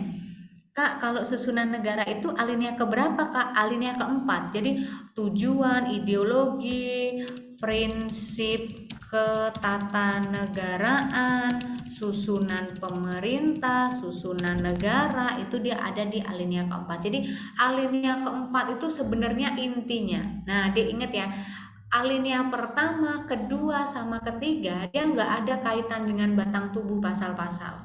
Tapi kalau alinea keempat, dia ada kaitan dengan batang tubuh pasal-pasal. Kenapa? Karena di dalamnya ada Pancasila. Nah, sila pertama itu ada di pasal 29 tentang agama, 28 tentang HAM. Sila kedua kemanusiaan tentang HAM dan sebagainya. Jadi UUD itu adalah penjabaran dari Pancasila yang ada di alinea keempat. Gitu.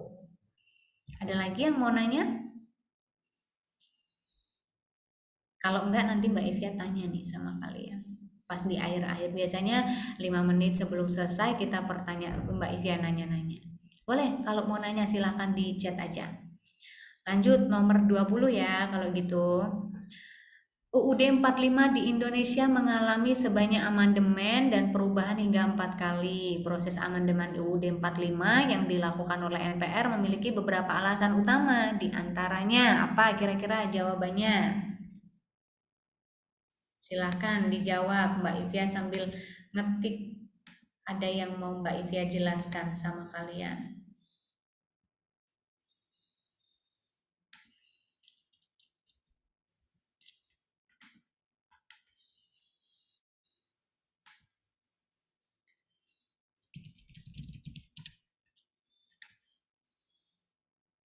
D, oke, D.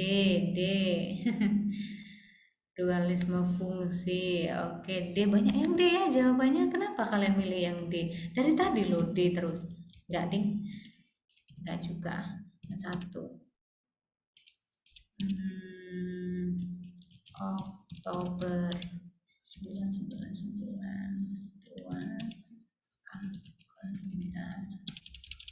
Agustus 2000 November 2001 Agustus 2001 2002. Nah, banyak nih yang jawab. D, oke. Nah, D ini alasan utama ya yang ditanya. Berarti alasan utamanya. Nah, alasan utama itu jawabannya adalah yang E. Karena zaman dulu pasal 7 UUD 45 itu bunyinya presiden memegang kekuasaan selama 5 tahun dan selanjutnya dapat dipilih kembali dalam masa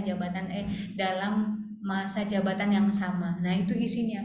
Tapi itu kan menandakan bahwa dia nggak dibatasi. Nah, sehingga Soeharto itu menang pemilu sampai 5 kali, 32 tahun dia. Nah, makanya di amandemen itu kan alasan reformasi itu mau nurunin Soeharto kan, karena sudah terlalu lama berkuasa. Nah, awal amandemen itu tahun 99 pada masanya Habibie. Nah, tujuan utamanya itu untuk membatasi kekuasaan presiden. Makanya pasal 7 itu adalah pasal-pasal yang di amandemen pertama. Dia bunyinya bunyi yang sekarang tuh presiden menduduki masa jabatan selama 5 tahun dan selanjutnya dapat dipilih kembali dalam jabatan yang sama maksimal 1 kali periode. Jadi cuma 2 kali periode sekarang. Gak ada lagi setelah amandemen presiden yang lebih dari 10 tahun. Nah gitu. Karena alasan utama. Di samping itu banyak alasan yang lain. Alasan yang lain ada dualisme fungsi ABRI, MPR kita itu multikameral, banyak kamar, ada golongan TNI, profesi, DPR gitu, belum ada DPD gitu.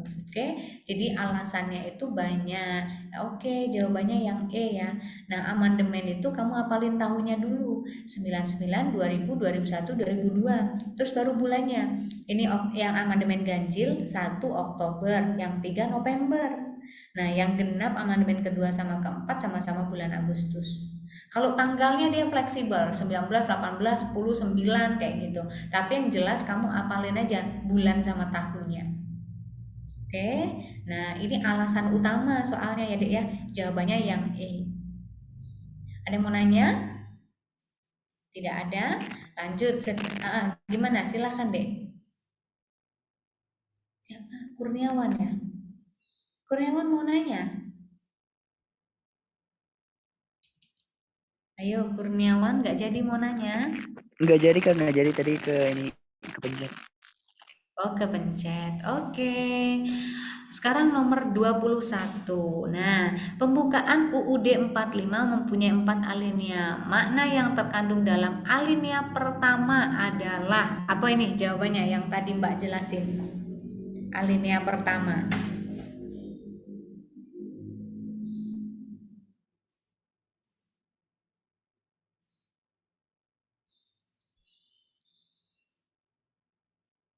Ayo, jangan lama. Boleh di open mic aja. B, C, oke. C ya, Balkis jawab nomor 20 ya tadi. Motivasi kemerdekaan. Oke, C iya.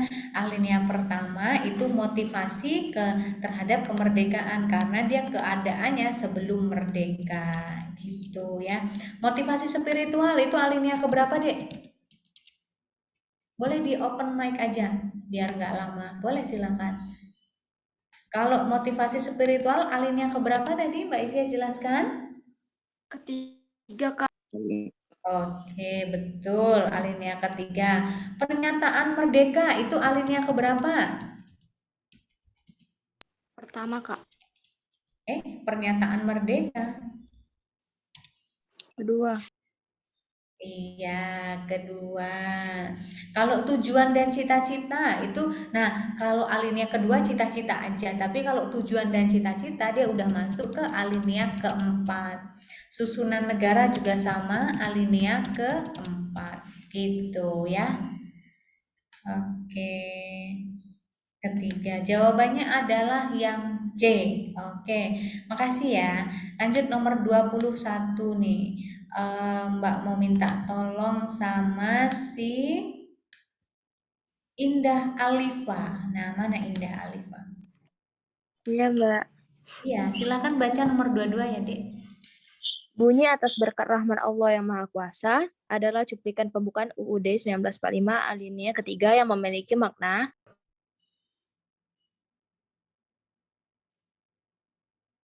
D. Apa itu? Motivasi luhur dan spiritual terhadap kemerdekaan. Betul, motivasi luhur dan spiritual karena ada atas berkat rahmat Allah yang Maha Kuasa. Nah, ini spiritual terhadap kemerdekaan. Nah, terus ini ada yang nanya nih Balkis, Mbak, dualisme itu apa, Mbak? Jadi, Dek, dualisme itu kekuasaan yang merangkup dua jabatan. Misalnya nih kalau dia menteri, dia juga anggota TNI. Nah, gitu. Dia pokoknya dia rangkap-rangkap jabatan. Nah, dulu ada namanya dwi fungsi ABRI. Jadi dulu tuh mereka sebagai anggota militer, dia juga sebagai anggota MPR. Nah, gitu. Nah, itu ya Balkis ya. Ini ada Farah nih, Farah nanya, beda yang D sama yang C apa Mbak? Oke, kehidupan seimbang antara kebutuhan spiritual dan material. Oke, jadi kalau yang C itu kehidupan seimbang antara spiritual dengan material. Dia nggak memaknakan itu deh. Kalau yang C tuh dia apa ya? Karena kalau atas berkat rahmat Allah yang Maha Kuasa dan dengan didorong oleh keinginan yang luhur, itu kan berarti didorong keinginan luhur, ada kata-kata dorongan, motivasi ya. Nah, berarti motivasi untuk mencapai itu. Tapi kalau kehidupan yang seimbang, itu contohnya ketuhanan yang Maha Esa. Nah, gitu. Ketuhanan yang Maha Esa itu adalah kehidupan yang seimbang antara spiritual dengan material. Dia ketuhanan yang Maha Esa, kemanusiaan yang adil dan beradab. Jadi dia nggak berusaha untuk mencapai sesuatu. Gitu, Farah.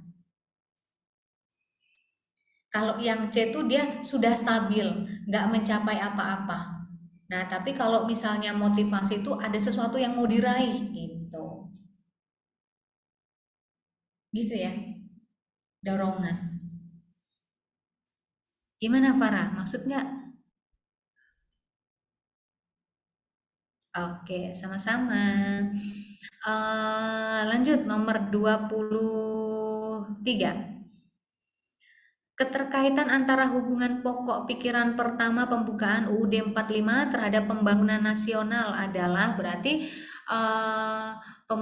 alinea pertama dengan pembangunan nasional. Oke. Kalau yang A nih, pembangunan nasional didasarkan pada kekuatan spiritual yang luhur. Ini kan dia alinea ketiga ya. Nah, alinea ketiga. Oh iya Mbak lupa, kamu jawab dulu deh. Berarti yang A bukan ya jawabannya. Silahkan jawab selain A. Yang A udah Mbak Ivia jawab, berarti bukan tuh. Mbak Ivia lupa tadi. D kata si Balkis. Mengedepankan musyawarah mufakat dalam perumusan. Alinea pertama dek. Putri Andini Anggi oke. Keberhasilan dilakukan seluruh warga negara harus pada keadilan sosial, pembangunan harus segenap rakyat Indonesia. Pembangunan nasional harus dilakukan oleh segenap rakyat. Adanya kesadaran bahwa keberhasilan pembangunan. Oke. B katanya Revi. Oke deh. Ini mirip banget ya kata-katanya antara yang B dengan yang E. Ya, Mbak bahas yang C ya. C dulu nih. Keberhasilan pembangunan harus didasarkan pada keadilan sosial. Nih alinea keempat. Alinea keempat. Terus kalau yang D mengedepankan musyawarah mufakat. Ini yang rakyat Indonesia menyatakan dengan ini kemerdekaan. Ini alinea ketiga. Nah, ini antara yang E dengan yang B nih. Yang B, pembangunan nasional harus dilakukan oleh segenap rakyat Indonesia. Berarti pembangunan harus dilakukan oleh segenap rakyat Indonesia. Kalau yang E, adanya kesadaran bahwa keberhasilan pembangunan nasional dilakukan oleh seluruh warga negara. Nah, ingat, ini sila pertama itu, sila pertama, alinea pertama itu keadaannya adalah sebelum merdeka. Nah, berarti antara B dengan E yang mana yang paling benar? Dia keadaannya tuh sebelum merdeka, belum merdeka. Ya, kalau sebelum merdeka ya belum merdeka ya. Gimana sih Mbak Evia tuh? Ya, jadi keadaan dia sebelum merdeka. Antara yang B dengan yang E, mana kata-kata yang lebih cocok? B. Kenapa yang B? Jawabannya yang E, lihat ini. Jawabannya yang E. Kenapa yang E, Mbak? Karena lihat nih, adanya kesadaran bahwa keberhasilan pembangunan nasional dilakukan oleh seluruh warga Indonesia. Jadi dia baru menyadari, oh aku tuh sadar gitu. Tapi kalau yang B, pembangunan nasional harus dilakukan segenap rakyat Indonesia, itu keadaannya itu pada saat setelah merdeka. Karena dia kondisinya tuh kan sadar, merdeka, baru melakukan. Nah, gitu loh, Dek. Maksud nggak, Dek?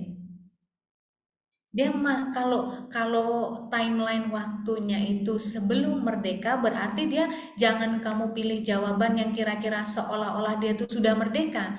Dia keadaannya tuh belum, berarti masih sadar, masih motivasi, masih menyusun, kayak gitu. Keadaannya belum ready.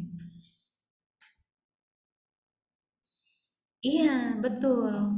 Maksud ya? Oke. Lanjut nomor 24. Ref, silakan baca Ref nomor 24. 24 di dalam kesepakatan dasar perubahan Undang-Undang 1945 dengan cara adendum maksudnya.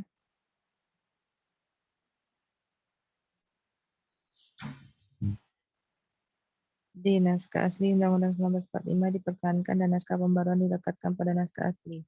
Ah ya, ini memang pengertian adendum ya. Adendum tuh aslinya dipertahankan dan naskah pembaruan dilekatkan pada naskah yang asli. Ada lagi satu lagi namanya referendum. Nah, jangan salah kalau adendum tuh naskah yang lama sama yang asli apa namanya dipertahankan yang aslinya. Terus kalau referendum tuh dia meminta pendapat rakyat secara langsung. Nah, itu namanya referendum. Ini dilakukan kalau negaranya tuh sedikit penduduknya. Nah, kalau adendum ini jawabannya adalah yang D. Oke, kita lanjut nomor 25. Oh, ini bentar lagi 11 menit lah. Berapa menit lagi? 11 menit lagi ya. Maaf ya, Dek ya. Jadinya ini deh. Lama nih. Nomor 25. Berdasarkan berita yang dilansir oleh CNN pada 30 April 2021, pemerintah secara resmi telah menetapkan OPM sebagai organisasi teroris. Keputusan itu merujuk pada Undang-Undang Nomor 5 Tahun 2018 tentang Undang-Undang Nomor 5 Tahun 2018 itu tentang pemberantasan tindak pidana terorisme.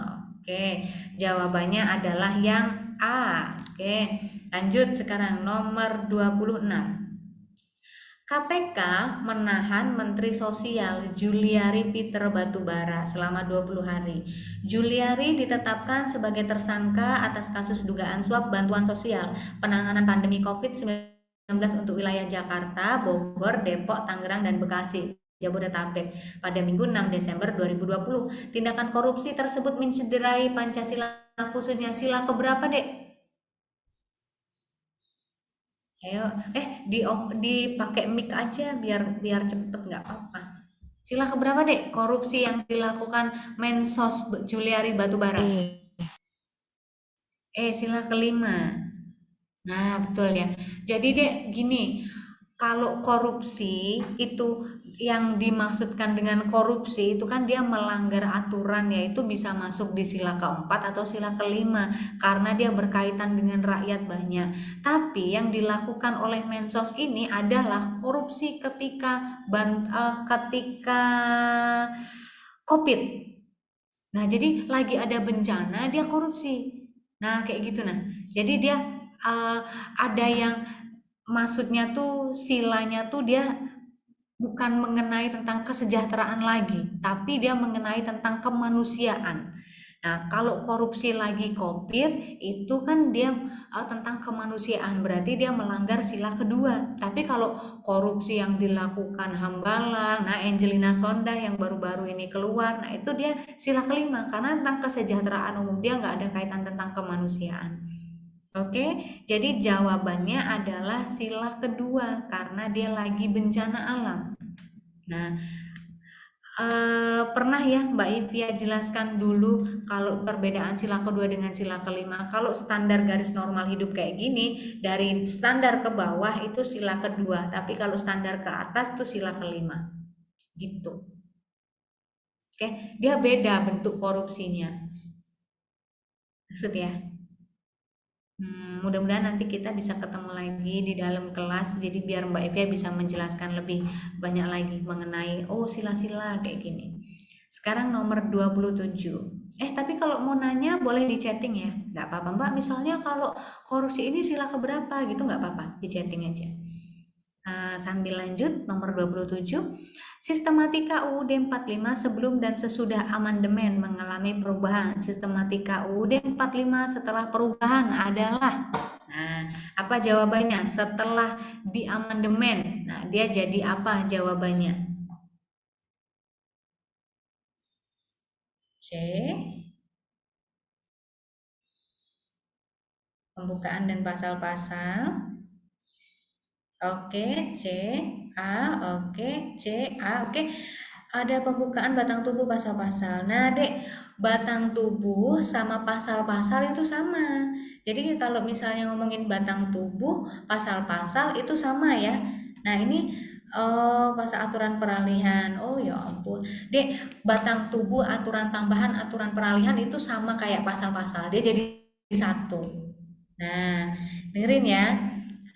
Kalau sebelum amandemen itu isinya adalah, ini penjelasan, Mbak ganti ya, penjelasan. Ini dia sebelum amandemen. Jadi sebelum amandemen itu isinya pembukaan, batang tubuh, penjelasan. Batang tubuh tuh ya pasal-pasal, aturan peralihan, aturan tambahan. Nah, tapi setelah amandemennya, betul jawabannya pembukaan dan pasal-pasal aja, penjelasannya diilangin. Nah, kalau dulu ada 16 bab, terus 37 pasal, 65 ayat, 4 peralihan, 2 tambahan. Nah, ini zaman dulu sebelum di amandemen. Tapi setelah di amandemen dia jadi 21 bab, kemudian 73 pasal, kemudian 194 ayat, 3 peralihan, dan 2 tambahan. Nah, tuh, terus ditambah lagi dengan penjelasan kalau zaman dulu. Tapi kalau sekarang penjelasannya udah nggak ada lagi. Nah, oke, jawabannya adalah yang C.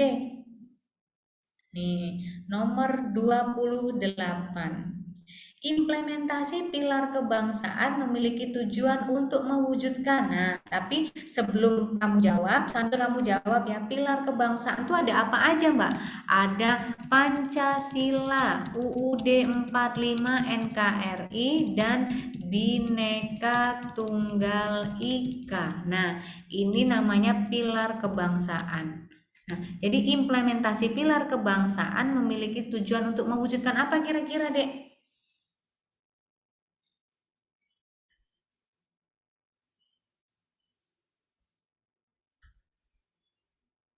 Cek. Oke, jadi implementasi pilar kebangsaan itu tujuannya adalah untuk mewujudkan nilai-nilai dasar negara. Nilai-nilai dasar negara itu apa, Mbak? Nilai-nilai dasar negara tuh Pancasila. Nah, jadi mereka ini tujuannya untuk mewujudkan nilai-nilai Pancasila karena UUD itu penjelasan dari Pancasila, NKRI juga sama, Bhinneka Tunggal Ika juga sama. Jadi induknya itu adalah Pancasila. Nah, jadi kalau kita mengimplementasikan pilar kebangsaan itu tujuannya kita mengimplementasikan Pancasila. Gitu karena dia induknya. Itu nomor 28. Nah, lanjut sekarang nomor 29. 29 Mbak Ivia minta tolong sama Bilkis sudah, Septi sudah, coba Putri Andini. Nah, silahkan Putri. Keberadaan sistem pemerintahan parlementer pernah diberlakukan di Indonesia. Namun keberlangsungan sistem tersebut memiliki kelemahan utama yaitu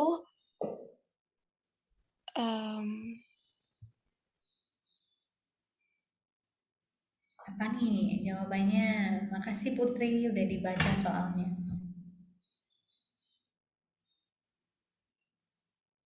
Ayo, apa jawabannya? Mana? Silahkan. Kekuasaan pemerintah tidak memiliki hubungan dengan rakyat. Kekuasaan pemerintah tidak memiliki hubungan dengan rakyat ya. Indonesia tuh pernah mengalami sistem pemerintahan parlementer. Parlementer tuh yang ada perdana menterinya ya, Dek ya. Waktu Natsuwi, Alibur, Aliju, Natsir, Sukiman, Wilopo, Ali 1, Burhanuddin, Ali 2, Juanda, sama Syahrir, Amir, Hatta, Darurat, Hatta 1 darurat, Hatta 2. Nah, itu parlementer. Nah, jadi kelemahan yang parlementer yang ada di Indonesia itu adalah kekuasaan pemerintah tidak punya hubungan dengan rakyat. Dia hanya berkutat di sekitaran situ aja. Nah, ini jawabannya adalah yang E. Kelemahan yang ada di Indonesia. Tapi kalau kelemahan secara umum ya dia nggak konsisten karena kabinet itu tergantung sama parlemen. Jadi perdana menterinya itu tergantung sama si MPR-nya gitu. Terus mereka lebih mengutamakan keadaan partainya daripada rakyatnya. Tapi kalau di Indonesia kelemahan utamanya adalah yang E. Kekuasaan pemerintah tidak punya hubungan dengan rakyat karena dia hanya berputar di seputaran situ aja. Itu ya. Lanjut nomor 30 nih. Makna alinea keempat pembukaan UUD adalah. Ayo, yang mana jawabannya? Mudah ini alinea keempat tuh. Kayaknya udah lesu ya, udah siang. Aduh Mbak, makin lemes, makin ngantuk ini Mbak. Gitu. Afifa Salsabila. Nah, apa jawabannya menurut si Afifa? A, C, D, oke. Jadi kalau yang A, cita-cita negara, itu alinea ke berapa deh? Ayo, alinea ke... Duh, apa nih cita-cita yang tadi? Nggak langsung hafal dong Mbak, nanti diapalin ya, kan materinya nanti dibagiin. Jadi cita-cita itu adalah alinea kedua. Nah, semangat kebangsaan yang kolektif itu alinea pertama karena dia mau merdeka tadi. Nah, motivasi kemerdekaan itu alinea pertama. Bentuk dan susunan negara baru dia alinea keempat. Semangat religius itu alinea ketiga. Nah, jadi jawabannya adalah alinea yang keempat yang D. Itu jawabannya ya, Dek ya. Nah, dan sepertinya habis materinya, matur tambiasi. Terima kasih. Mau nanya enggak nih? Pas banget nih jam 11 nih. Enggak ada enggak yang mau tanya? Boleh silahkan kalau mau tanya. Mbak, nomor 19 tadi kata kunci di soal hingga jawaban yang A apa Mbak? Oke, kita cek nomor 19. 23, 22, 20, 19. Nah, kata kuncinya apa? Nih, pertama. Jadi, negara dan seluruh warga negara wajib mengutamakan kepentingan negara di atas kepentingan golongan. Nah, ini ada kata-katanya. Dia fokusnya mengutamakan kepentingan negara. Nah, nih kata kuncinya. Karena sila alinea pertama itu dia berkaitan dengan sila ketiga. Jadi kalau fokusnya ke negara, negara mau merdeka, negara nggak peduli mau gimana aja, yang penting negara mau merdeka, itu dia alinea pertama dan dia berkaitan dengan sila ketiga. Itu. Ke grup Kak, soalnya saya ada ketinggalan. Oh iya ya Anggi ya. Ya boleh nanti ditanya sama Mbak Rizky ya. Nanti materinya di-share di grup atau recordnya di-share di grup apa enggak, nanti tanya sama Mbak Rizky. Boleh, tapi biasanya di-share kok Dek, tenang aja. Nah, ada yang mau tanya lagi? Mbak, yang pelanggaran sila kedua tentang masih belum maksud. Oke. Jadi gini Bilqis, kalau sila kedua itu tuh kan tentang kemanusiaan ya. Nah nih gini aja lah Bilqis, liatin ya, ini Mbak Ivya susah gambarnya nih. Di garis biru ini adalah garis standar hidup kita ya. Nggak kelihatan dong. Ini Mbak Ivya aja yang bisa ngeliat nih. Garis yang Mbak Ivya tunjuk ini adalah garis standar hidup kita ya Dek ya. Nah, jadi kalau manusia itu harus makan, harus hidup, harus bernapas, harus pakai baju, gitu, itu namanya normal. Nah, kalau sila kedua, ini dari keadaan normal ini dia nurun ke bawah.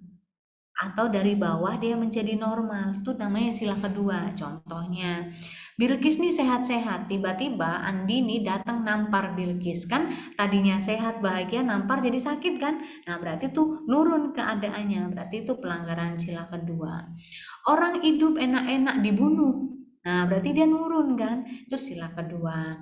Terus contohnya lagi, Bilqis itu setiap hari Jumat mengadakan Jumat berkah ya, bagi-bagi nasi ke pemulung gitu, misalnya sebelum puasa. Nah kan manusia itu kan harus makan, nah tapi Bilqis bagiin mereka makan, nah berarti dia dari tidak normal menjadi normal, berarti sila kedua gitu. Kalau orang kena bencana, COVID itu kan bencana ya. Nah, jadi orang kena bencana tuh keadaannya tuh nurun. Kamu korupsi uang yang untuk ngasih dia bantuan itu. Nah, berarti dia tuh kemanusiaan. Mbak Ivi aja, kok bisa ya ada orang yang lagi ada bencana itu dikorupsi? korupsi dananya. Nah, itu agak gimana gitu ya, orang udah nurun keadaannya, banyak yang di PHK, banyak nggak punya uang. Nah, itu kan harus dibantu. Kalau dibantu berarti dia kan normal, tapi dikorupsi. Nah, itu sila kedua. Ke mall pakai bikini itu bukan sila pertama, Dek, tapi sila kedua, karena normalnya adalah pakai baju gitu. Oke, nah tapi kalau sila kelima dia dari garis normal ini dia naik ke atas. Contohnya Bilqis udah lulus TAN dikasih mobil sama orang tuanya. Lulus TAN itu kan udah ningkat, ditingkatin lagi dikasih mobil. Berarti itu namanya sila kelima. Terus tentang gotong royong bangun jembatan. Pokoknya kalau dia yang berkaitan dengan peningkatan, terus apalagi dia orang banyak, nah itu dia sila kelima. Contohnya lagi, Bilqis nyekolahin anak tetangga sampai S1. Nah, itu berarti sila kelima karena wajib belajar cuma 9 tahun tapi Bilqis kuliahin sampai S1. Itu sila kelima. Yang kamu lakukan sekarang belajar di Madani, pokoknya les dan sebagainya biar lulus sekolah kedinasan, itu namanya meningkatkan kan. Nah, itu sila kelima. Gitu. Rajin nabung, kerja keras, tidak hedon tuh berarti ningkat posisinya, berarti sila kelima gitu deh. Oke, maksud nggak sih? Maksud Balkis? Nanti Balkis, Mbak ini ngomong apa sih, aku nggak ngerti deh. Balkis maksud nggak dek? Oke, maksud ya, sama-sama. Ada lagi yang mau nanya, boleh? Silahkan kalau mau tanya, tidak apa-apa. Tapi kalau nggak ada yang mau tanya, berarti Mbak Ivia stop share ya. Mbak Ivia korupsi 5 menit nih waktu kalian, nggak apa-apa ya. Oke, Mbak Ivia stop share. Nah, masih Mbak mau tunggu? Kalau ada yang mau tanya silahkan. Nggak ada ya? Oke, sepertinya tidak ada nih. Tapi sebelum kita kembali sama Mbak Rizky, nah mana Mbak Rizky? Halo Mbak Rizky. Sebelum kita kembali sama Mbak Rizky, Mbak Ivia mau ngucapin hai, Mbak Ivia mau ngucapin terima kasih banyak ya sudah memperhatikan, sudah aktif. Mudah-mudahan kalian semakin paham nanti apa yang dicita-citakan tercapai dan terwujud ya. Maaf kalau Mbak Ivia ngajar ada salah-salah kata. Selamat berpuasa. Mbak tutup dulu. Wassalamualaikum warahmatullahi wabarakatuh. Waalaikumsalam warahmatullahi wabarakatuh. Udah selesai nih Mbak? Sama-sama Anggi. Sudah Mbak, alhamdulillah. Kita berapa Sudah. soal sih Mbak emang? 30 kalau yang ini TKP, TWK. Kalau TWK. TKP besok 45. Tadi Ini udah TWK 30 ya yang 30. kita bahas ya? Udah. Oh, nggak kerasa ya? Iya, soalnya sambil kerja juga Iya. Mbak dengerin kalian, nggak apa-apa. Oke, mungkin sebentar, Mbak stop record dulu ya. Mhm.